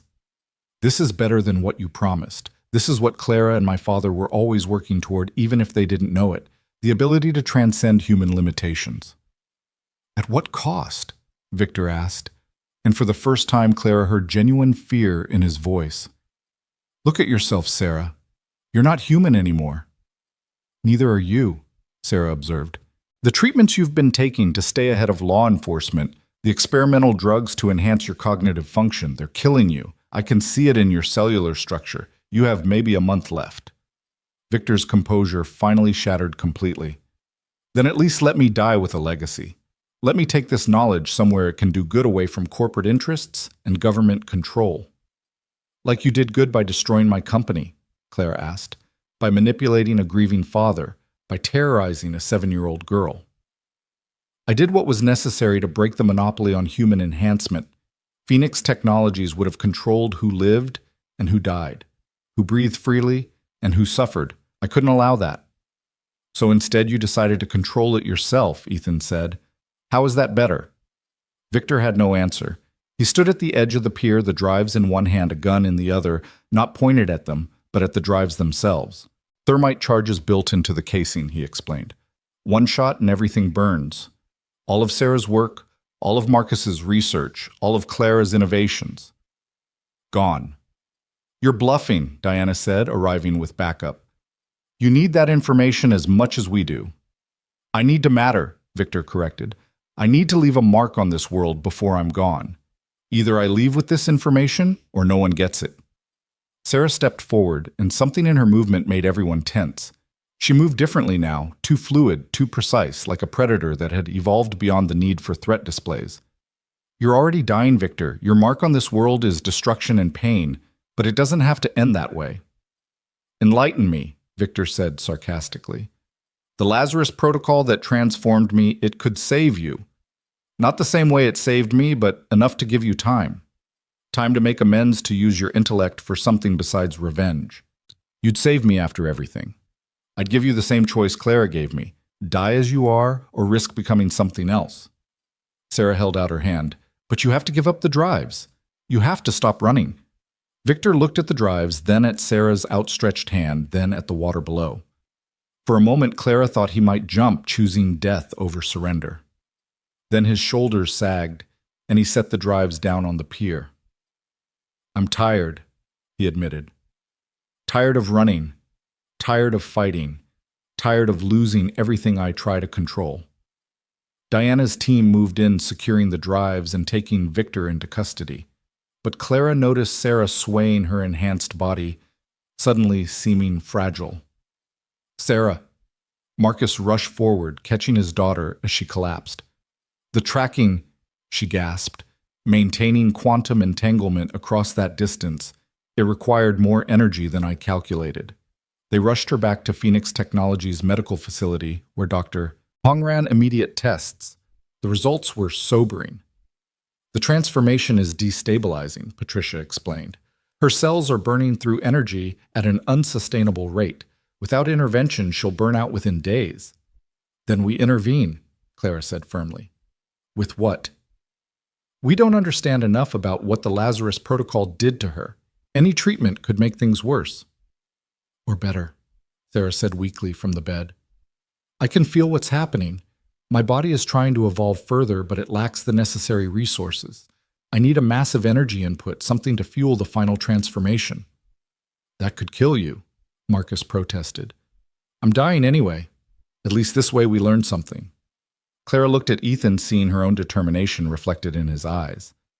What kind of energy input? Sarah managed to smile. Remember the failed Phoenix variant that caused electrical sensitivity in test subjects? The one we discontinued because patients were literally absorbing electromagnetic radiation. Phoenix 7.0, Clara recalled. But that was dangerous. Everything about me is dangerous now. But if we combine Phoenix 7.0 with a controlled electrical discharge, something massive but precise. You want us to deliberately electrocute you while you're dosed with an experimental drug? Patricia asked incredulously. I want you to give me the energy my transformation needs to complete itself. Either I become something unprecedented or I die. Either way, we advance human knowledge. The preparation took 12 hours. They had to synthesize Phoenix 7.0 from archived samples, modify the medical facility's electrical systems, and create safeguards for everyone else in the building. Sophie, who'd been staying with Clara during the crisis, drew pictures for Sarah's stick figures holding hands under a smiling sun labeled "Get Well Soon" in careful 7-year-old handwriting. She's brave, Sophie told her father as they watched the preparations through safety glass. Scared, but brave. Like you when you saved Clara. Ethan hugged his daughter closer. Sometimes being brave is the only choice we have. Victor Lang, now in federal custody, but permitted to observe due to his unique insights, watched with an expression Clara couldn't read. You're really going to do this, risk everything on an untested theory? Like you risked everything on revenge, Clara shot back. I suppose I deserve that. He was quiet for a moment, then added, For what it's worth, the Sarah Chen I recruited 3 years ago wouldn't have had the courage for this. Whatever else the transformation did, it gave her something she never had before: hope. The procedure began at midnight.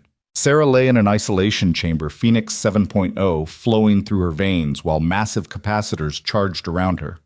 Marcus stood at the observation window, his hand pressed against the glass, whispering prayers in languages Clara didn't recognize. Energy at 50%, Thunder reported from the control station. Sarah's eyes were closed, but her voice came through the intercom steady, despite everything. I can feel it building. Every cell is anticipating this. It's like my body knows what's coming. 75%, Thunder continued. Sarah said suddenly. If this works, if I become what I think I might, promise me something. What? Don't let them weaponize me. Don't let me become another tool for control or power.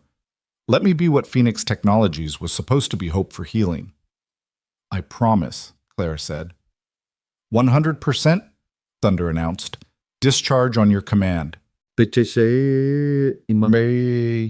Clara looked at Sarah one more time, this brilliant, broken, transforming woman who'd gone from enemy to ally to something beyond category. Do it, she ordered. The discharge was blinding, every light in the building flickering as massive amounts of electricity coursed through Sarah's body. The Phoenix 7.0 in her system acted like a conductor, channeling the energy into every cell, every molecule, every atom of her being. For 10 seconds, it felt like hours. Sarah Chen ceased to exist as anything recognizable as human. She became pure energy, a being of light and possibility, her form shifting between states of matter in ways that shouldn't be possible. Then, as suddenly as it began, it was over. Sarah lay still in the chamber, unchanged to the naked eye, but radiating something that made everyone step back instinctively. She opened her eyes, and they weren't eyes anymore. They were windows to something vast and incomprehensible. I understand now, she said, her voice harmonizing with itself in impossible ways. Everything. The pattern behind patterns. The code that writes reality itself. She sat up, moving without moving, somehow being in multiple positions simultaneously before settling into one. The transformation is complete. I'm not human anymore, but I'm not inhuman either. I'm what humanity could become if we're brave enough. What are you? Marcus asked, tears streaming down his face. Sarah smiled, and it was both alien and absolutely her daughter. I'm potential dad. I'm the bridge between what we are and what we could be. She stood, and as she did, the monitoring equipment throughout the room began displaying impossible readings. Her cellular structure was in constant flux, adapting to each moment, each need. When she breathed, the air itself seemed to purify around her. The Phoenix formula, she said, turning to Clara. I can see what it was always meant to be. Not just treatment, but transformation. Not just healing, but evolution. May I... She reached out, not physically, but somehow, and Clara felt knowledge flowing into her mind. Formulas, processes, applications she'd never imagined. It was overwhelming and exhilarating, like seeing the universe's source code. This is what Phoenix Technologies should become, Sarah said. Not a company that owns transformation, but one that guides it. Helps humanity evolve at its own pace in its own way. That's beautiful, Clara said, but the world isn't ready for this. People will fear you, fear what you represent. Then we go slowly. We heal what can be healed with conventional Phoenix treatments. We save lives like Sophie's, and gradually, carefully, we introduce the possibility of more. Sarah looked at Victor through the observation window. Even for those who've lost their way. Victor, watching this unprecedented transformation, seemed to age another decade in minutes. I was wrong, he said quietly. I thought power came from control, from owning the future. But real power is enabling others to find their own futures. Pretty words from a dying man, Diana said coldly. Then let me make them more than words, Victor replied. I have resources hidden around the world. Money connections, infrastructure. I'll give it all to Phoenix Technologies to support this work. Consider it penance. Clara wanted to refuse, but Sarah spoke first. Redemption isn't given, Mr. Lang. It's earned. Survive the modified Lazarus protocol, and then we'll see what kind of man you become. The offer hung in the air like a challenge. Victor, faced with his own mortality and the possibility of transformation, made the only choice he could. I accept, he said. The next days blurred together. Victor underwent a modified version of the Lazarus protocol, less dramatic than Sarah's transformation, but still unprecedented. He survived, though. What emerged was a man fundamentally changed. Not superhuman like Sarah, but renewed his body, repaired at the cellular level, his mind clear of the ambition and rage that had driven him to destruction. Marcus and Sarah worked together to refine the Phoenix treatments. Father and daughter united by science and something deeper. Sarah's transformation had given her insights that accelerated their research by decades, though she was careful not to push too hard too fast. Sophie became the first official success story of the new Phoenix treatment her asthma not just managed, but cured. The joy on her face when she ran for the first time without wheezing brought tears to even Victor's eyes. But it was the quiet moments that mattered most to Clara. Ethan teaching Sophie to ride a bike in the parking lot. Sarah learning to be human again by playing board games with a 7-year-old. Marcus and Victor, former enemies, working side by side in the lab. Even Nathan serving his sentence but contributing to the research through correspondence, finding redemption in small acts of service. 3 months after Sarah's final transformation, Clara stood in her office, their office now as Phoenix Technologies had become truly collaborative, watching the sun rise over Seattle. The city had recovered from the chaos, though rumors persisted about what had really happened in those terrifying days.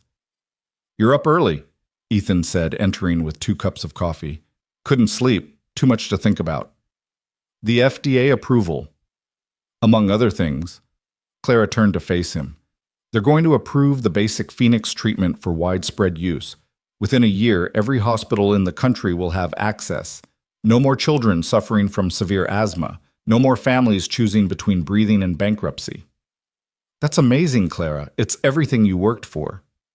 "It's a beginning," she corrected. "Sarah showed us what's possible. Evolution, transformation, becoming more than our limitations. But are we ready for it?" Ethan set down the coffee and took her hands. "Humanity's never ready for its next step. We weren't ready for fire, for agriculture, for industrialization. But we adapted. We grew. That's what we do. And if we grow too fast, if Sarah's transformation spreads before we understand it, then we deal with it together, like we always have." Before Clara could respond, Sophie burst in, followed by Sarah, who moved with that strange, fluid grace that marked her as something beyond human. Sarah's going to teach me science," Sophie announced excitedly. "She says I could be a scientist like you and her and Grandpa Marcus." "Grandpa?"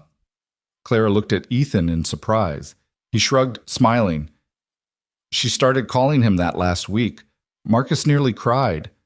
Sarah knelt beside Sophie, her transformed features softening with genuine affection.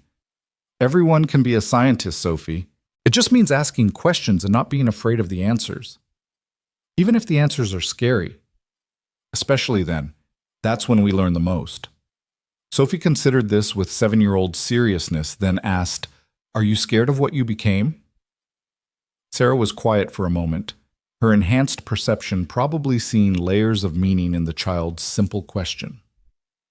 "Sometimes, but then I remember that butterflies are probably scared when they emerge from cocoons. Change is always frightening, but it's also how we become who we're meant to be." "I want to be a butterfly," Sophie declared. "You already are," Sarah replied. "You transform from someone who couldn't breathe to someone who can run and play. That's its own kind of metamorphosis." Clara watched this interaction, seeing the future taking shape, not in grand gestures or dramatic confrontations, but in small moments of connection and understanding.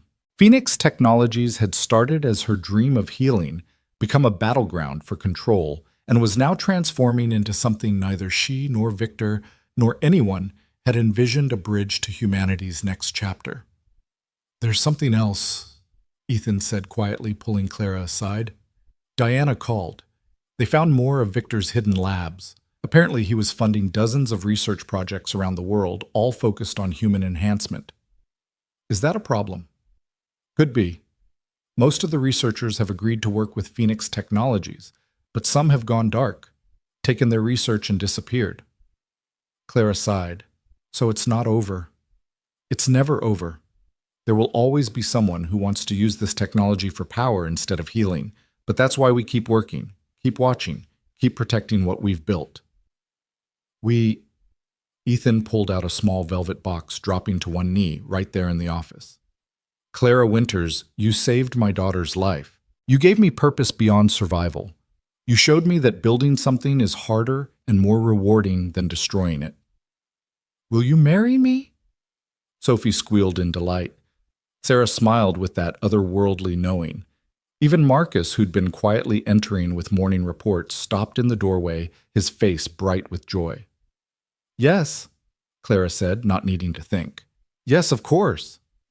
As Ethan slipped the ring on her finger, a simple band with a small stone that somehow caught light like Sarah's transformed eyes, Clara realized this was what Phoenix Technologies had always been about. Not just the technology or the treatments, or even the evolution of humanity. It was about connection, about finding family in unexpected places, about choosing to build rather than destroy, to heal rather than hurt, to transform rather than remain static. "We should celebrate," Marcus suggested. "Breakfast, my treat." "Can we have pancakes?" Sophie asked hopefully. "Pancakes it is," Clara agreed, taking Ethan's hand. As they prepared to leave, Sarah remained by the window, watching the city wake up. "It's beginning," she said softly. "The change. I can feel it in the air and the people walking below. Humanity is ready for its next step, even if it doesn't know it yet." "Then we'll help them take it," Clara said, "one breath at a time." Sarah turned, and for a moment she looked entirely human, vulnerable, hopeful, and full of love for this strange family they'd built from chaos and conflict. "One breath at a time," she agreed. They left the office together, a most unusual family. A former Navy SEAL turned security chief, a CEO who'd lost everything and gained so much more, a 7-year-old girl who could finally breathe freely, a brilliant scientist seeking redemption for his mistakes, and a transformed woman who represented humanity's potential future.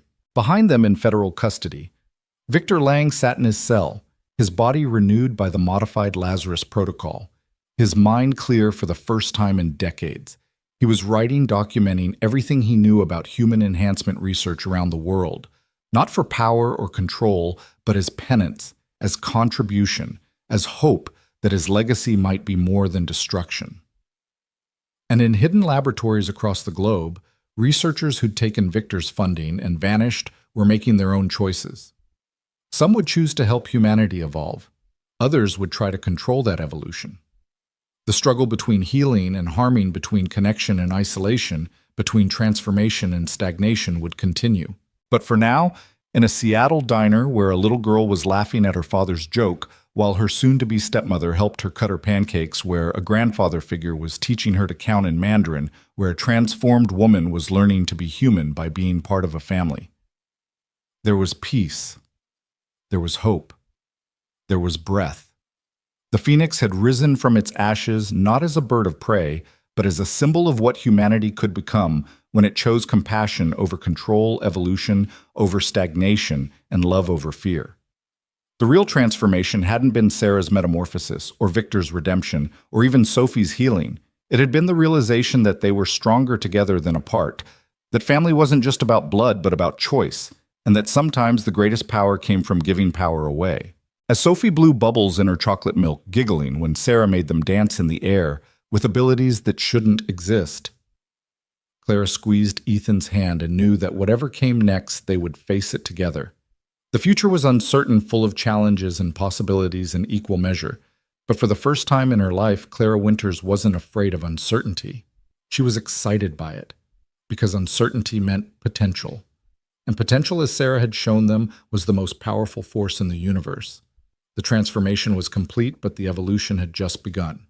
The wedding was supposed to be simple. Just family and close friends in the rebuilt garden atop Phoenix Technologies, with Seattle's skyline as witness. But simplicity had never been Clara's strong suit, and with Sarah's transformation allowing her to literally make flowers bloom at will, the rooftop had become an Eden of impossible colors and fragrances that shouldn't exist in the Pacific Northwest's autumn. Sophie stood at the altar in her flower girl dress, breathing deeply and freely, still marveling 6 months later at the ability to fill her lungs without pain. She held the ring's simple bands that Ethan had made himself from metal, salvaged from the original Winters Tower, melted down and reformed into something new and stronger. "Daddy's crying," Sophie whispered loudly enough for everyone to hear, causing a ripple of laughter through the small gathering. Ethan wiped his eyes, not bothering to deny it, as Clara walked toward him, Marcus at her side to give her away. She wore her mother's dress altered and modernized, but carrying the history of another woman who'd chosen love over convention, who'd built something from nothing with her husband in a garage that would eventually become Phoenix Technologies. "You sure about this?" Marcus asked quietly as they walked. "Marriage to a former SEAL who attracts trouble like a magnet." "Says the man who faked his own death and nearly destroyed Seattle," Claire replied with a smile. "Besides, I attract plenty of trouble on my own." They'd reached the altar where Ethan waited. Thunder standing as his best man, trying to look comfortable in a suit that clearly wasn't his preferred attire. Diana Cross, who'd surprised everyone by accepting Claire's invitation to be maid of honor, stood opposite her FBI badge tucked away for once. The officiant Judge Harrison, Detective Harrison's father, who'd remained one of the few incorruptible figures in Seattle's justice system, began the ceremony with words about transformation and renewal that took on deeper meaning given their audience. "Do you, Clara Winters, take this man?" The window behind them exploded. Ethan moved before the glass finished falling, pulling Clara down and shielding her with his body as tactical smoke grenades rolled across the rooftop garden. Sophie screamed, but Thunder already had her carrying her to safety behind the reinforced planters Ethan had insisted on installing. Through the smoke came figures in full tactical gear moving with military precision. Not mercenaries. This time, these were professionals government trained, their movements too coordinated for hired guns. "Nobody move." The lead figure commanded weapon trained on Sarah, who stood perfectly still. Her transformed body probably capable of things that would terrify them if they knew. "Dr. Sarah Chen, by order of the Department of Enhanced Individuals, you're under arrest." "The Department of what?" Clara demanded, standing despite Ethan's attempt to keep her down. The tactical team's leader pulled off his helmet, revealing a face Clara recognized from news reports: General Patricia Huckle Hawkins, the president's special advisor on emerging threats. "The world has been watching Miss Winters," Hawkins said, her weapon never wavering from Sarah. "A human being transformed into something beyond classification, able to manipulate matter at the molecular level, possessing knowledge that could destabilize every government on Earth. Did you really think we'd just let her walk free?" "I'm not a weapon," Sarah said, her voice carrying that strange, harmonic quality it had developed since the transformation. "I'm not a threat. You're an unknown variable with the power to rewrite reality itself. That makes you the very definition of a threat." Hawkins gestured, and her team moved to surround Sarah. "Come quietly, and no one gets hurt." "No," Sophie said, breaking free from Thunder's protective hold and running to stand in front of Sarah. "You can't take her. She's family." "Sophie, get back," Ethan ordered, but his daughter stood firm, 7 years old and fierce with protective love. "She saved me," Sophie said to General Hawkins. "She taught me science and showed me how butterflies aren't scared of changing, and she makes the flowers dance when I'm sad. You can't take family away. It's not fair." Something in Hawkins' expression flickered. Perhaps she had children of her own, but her weapon remained steady. "I'm sorry, little one, but this is a matter of national security." "Actually," Victor Lang said, stepping out from behind the destroyed window frame, "it's a matter of international security." Everyone froze. Victor looked different than he had even a week ago. The Lazarus Protocol continuing to refine his cellular structure, making him appear younger, but somehow ancient, as if he'd lived multiple lifetimes and remembered them all. "Mr. Lang, you're supposed to be in federal custody," Diana said, her hand moving to where her service weapon would normally be. "I was, until about an hour ago when General Hawkins here arranged for my release." He smiled, but it wasn't the predatory expression Clara remembered. This was sadder, more knowing. "You see, the government needs someone who understands enhancement technology, someone who's been funding research into human evolution for the past decade. They made me an offer, help them control what's coming, and they'll commute my sentence." "You son of a—" Ethan started forward, but Clara caught his arm. "Wait," she said, studying Victor's face. "There's more to this." Victor nodded slowly. "The Department of Enhanced Individuals wasn't created because of Sarah. She's just the first one they've found. There are others, Ms. Winters. The researchers who took my funding and vanished. They didn't just take the money.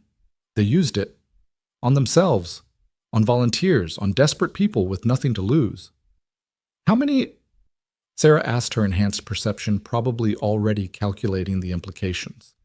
17 confirmed cases across 6 continents. People who can manipulate electromagnetic fields, alter their molecular density, process information at superhuman speeds, and those are just the ones we know about. Victor looked directly at Clara. Your Phoenix formula didn't just open the door to healing, it opened the door to human evolution, and that door can't be closed. General Hawkins finally spoke. Which is why we need Dr. Chen. She's the most advanced, most stable transformation we've encountered. Studying her could help us understand what's happening, maybe even control it. Study, Sarah said quietly. You mean dissect? I mean understand. This isn't about turning you into a lab rat, Dr. Chen. It's about preventing a war between enhanced humans and everyone else.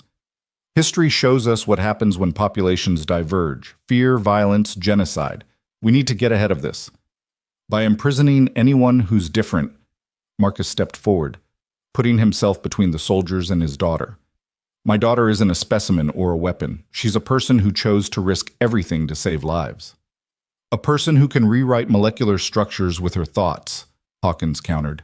What happens when someone with that power decides they don't like the current government, or wants to reshape society, or simply has a bad day? What happens when governments decide enhanced humans don't deserve rights? Sarah responded. When fear drives policy instead of understanding. General, I can see your cellular structure. You have a tumor in your left lung, stage 1 treatable but undiagnosed. Your daughter, I can smell her perfume on your uniform, has type 1 diabetes. Your son, whose photo is in your pocket, suffers from a genetic condition that will manifest in his 20s unless treated. Hawkins went pale. How could you possibly? Because this is what I am now. Not a weapon, not a threat, but someone who sees what needs healing. I could cure your cancer with a touch, rewrite your daughter's pancreatic cells to produce insulin naturally, prevent your son's suffering before it begins. But instead you point weapons at me and talk about control. The rooftop was silent except for the wind and the distant sounds of Seattle waking up to what should have been an ordinary Saturday. Sophie broke the silence. Why don't you just help each other? The simple question from a child hung in the air like an accusation. It's not that simple, Hawkins began. Yes, it is, Sophie interrupted with 7-year-old certainty. Sarah helps people and you protect people, so protect her while she helps. Then everyone wins. Victor laughed soft and genuine. Out of the mouths of babes. He looked at Hawkins. The girl has a point. What if instead of containment we offered cooperation? Elaborate, Hawkins said, though her weapon hadn't lowered. Phoenix Technologies becomes the official research center for enhanced individuals. Dr. Chen leads the program developing protocols for safe transformation, teaching others to control their abilities, ensuring that enhancement serves humanity rather than destroying it. Victor gestured to the assembled group. You have the perfect team. Claire's business acumen and ethical framework, Ethan's military experience and protective instincts, Marcus's scientific brilliance, my resources and, dare I say, reformed perspective, even Agent Cross's law enforcement connections. And Sarah, Claire asked.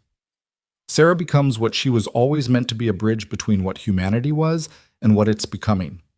Victor met Sarah's transformed eyes, not hidden away in a government facility, but working openly, transparently, helping the world adjust to its new reality. That's asking us to trust the woman who nearly poisoned Seattle, Hawkins pointed out. And the man who burned down a building, Clara added, and the father who faked his death, and the FBI agent who bent the rules, and the soldier who broke out of custody. We're all broken, General, but broken things, when properly mended, are often stronger than they were before. Sarah stepped forward, gently moving Sophie behind her. General Hawkins, I could disable your entire team without harming them. I could rewrite the air you're breathing to make you sleep or dance or see colors that don't exist. But I won't, because that's not who I choose to be. She held out her hand, palm up, and a flower grew from nothing, not an illusion or trick, but actual matter coalescing from air and dust and possibility into a perfect white rose. This is what I choose to do with my power, Sarah said, offering the rose to Hawkins. Create, not destroy. Heal, not harm. But I can't do it from a cell, and I can't do it alone. Hawkins stared at the impossible rose, then at the child standing fearlessly beside a transformed human at the wedding party that had become a negotiation for the future of humanity. If we do this, she said slowly, there would be conditions, oversight, protocols, regular reports to the department. Agreed, Clara said immediately. And all enhanced individuals would need to register, undergo evaluation, receive training in controlling their abilities. As long as their rights are protected, Diana added, her FBI training kicking in. Due process, legal representation, no indefinite detention. And Sophie gets to be in the junior scientist program, Sophie added, causing nervous laughter from everyone except Hawkins, who finally smiled.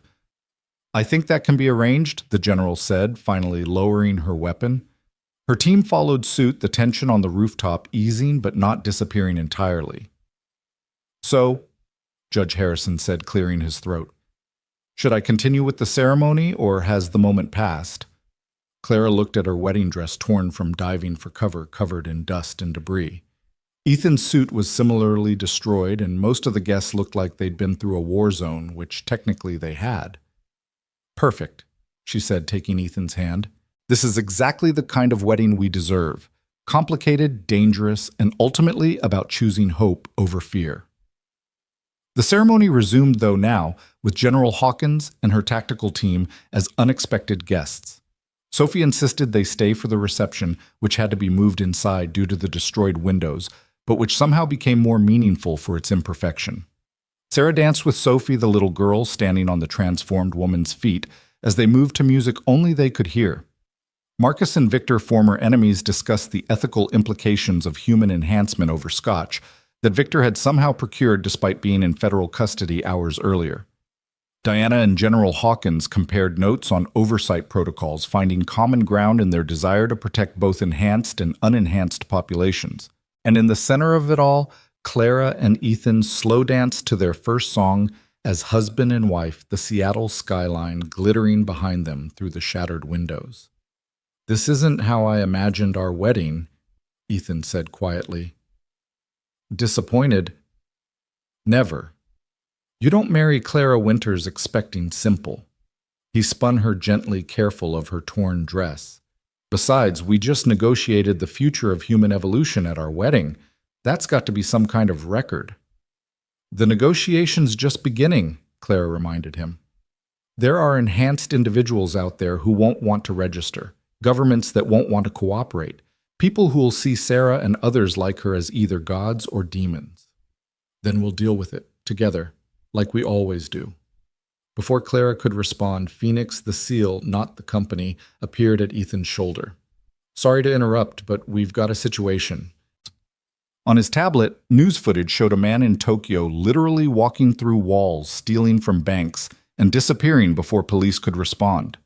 Another feed showed a woman in London whose touch was turning metal into gold, causing economic chaos. A third showed teenagers in Mumbai who were levitating their bodies defying gravity as crowds gathered to worship or stone them depending on their beliefs.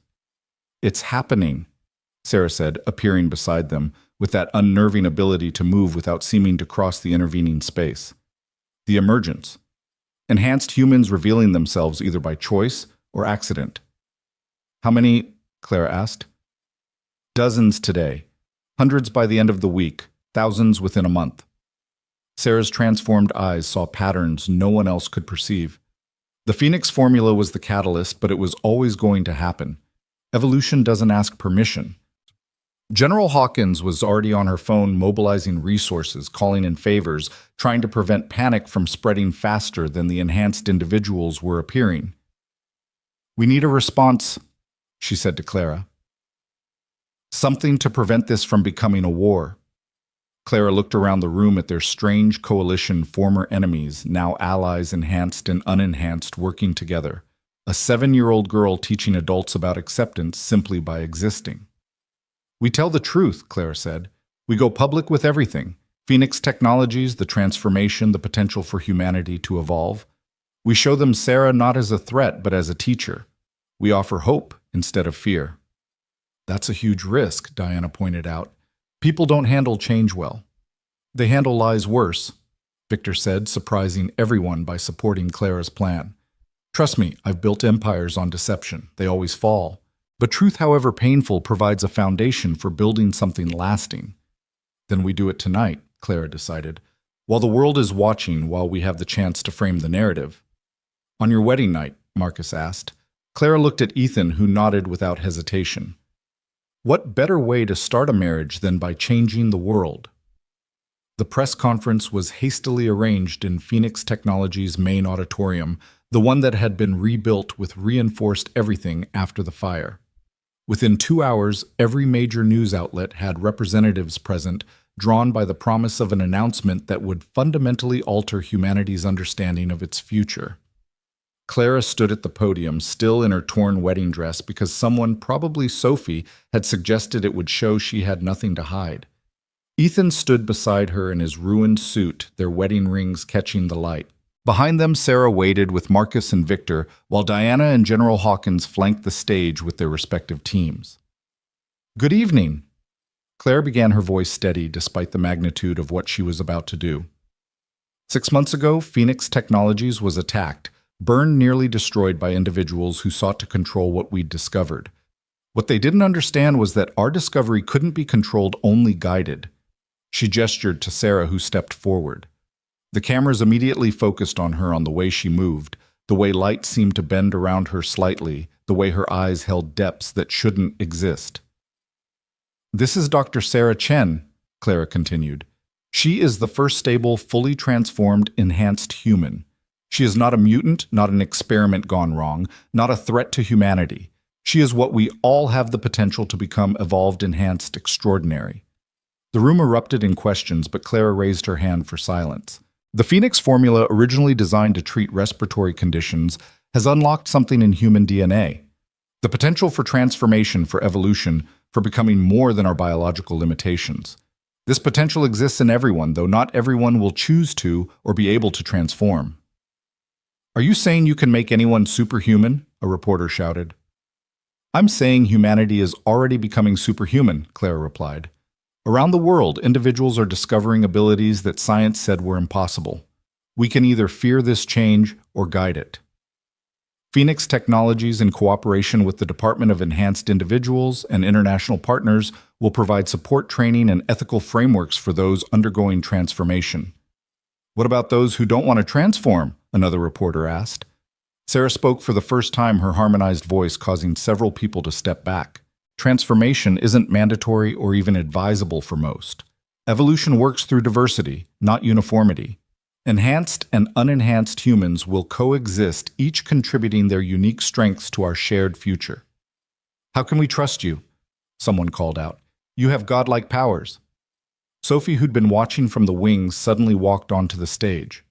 Thunder started to stop her, but Ethan shook his head, letting his daughter approach the microphone that Sarah lowered for her. She's not God, Sophie said simply. She's Sarah. She gets sad when it rains too much and laughs at my daddy's bad jokes and can't figure out how to use the coffee machine even though she's super smart. Having powers doesn't make you not human. It just makes you human with powers. The press conference continued for another hour with demonstrations of Sarah's abilities, healing a reporter's chronic back pain with a touch, purifying contaminated water by restructuring its molecules, even creating a small aurora in the auditorium by manipulating electromagnetic fields. But it was Sophie's words that went viral, shared across every platform in every language. Having powers doesn't make you not human. The world's reaction was everything they'd expected and more. Fear and wonder, worship and condemnation, acceptance and rejection. Humanity's full spectrum of responses to change played out on a global stage. Some countries immediately banned enhanced individuals. Others offered them citizenship and resources. Religious groups proclaimed everything from the second coming to the end times. Scientists demanded access to study the phenomenon. Military organizations tried to recruit enhanced individuals for their own purposes. Through it all, Phoenix Technologies stood as a beacon of stability. Within a month, they'd established treatment centers in 12 cities, not to create enhanced humans, but to help those who were transforming naturally to understand and control their abilities. The junior scientist program Sophie had demanded became real teaching. Children enhanced and unenhanced alike, to see differences as opportunities for learning rather than reasons for fear. Marcus and Victor. Their past sins not forgotten, but transformed into purpose, led research into safe transformation protocols, ensuring that those who chose enhancement did so with full knowledge of the risks and benefits. Diana created a new division within the FBI specifically trained to work with enhanced individuals protecting their rights while ensuring public safety. General Hawkins, whose cancer Sarah had cured with a touch that rewrote her cellular structure, became an advocate for integration rather than segregation, using her military connections to prevent the feared war between enhanced and unenhanced humans. But it was the small victories that mattered most. A young boy in Detroit, who could generate electricity, learned to power his family's home during outages instead of fearing his ability. A woman in Paris, whose empathic abilities had driven her to isolation, found peace helping others process trauma. A grandfather in Beijing, who developed the ability to see through solid objects, became the world's best search and rescue operator. And in Seattle, in a penthouse that had become home to the strangest family imaginable, life found a new rhythm.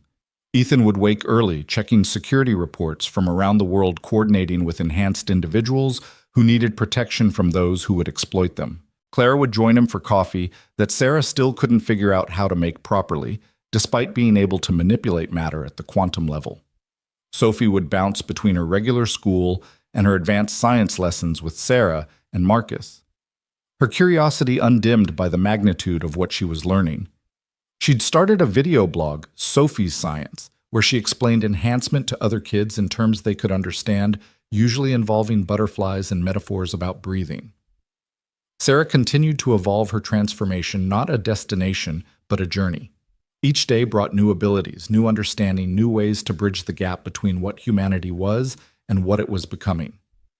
She learned to dial down her presence to seem more human when needed, though she never tried to hide what she was.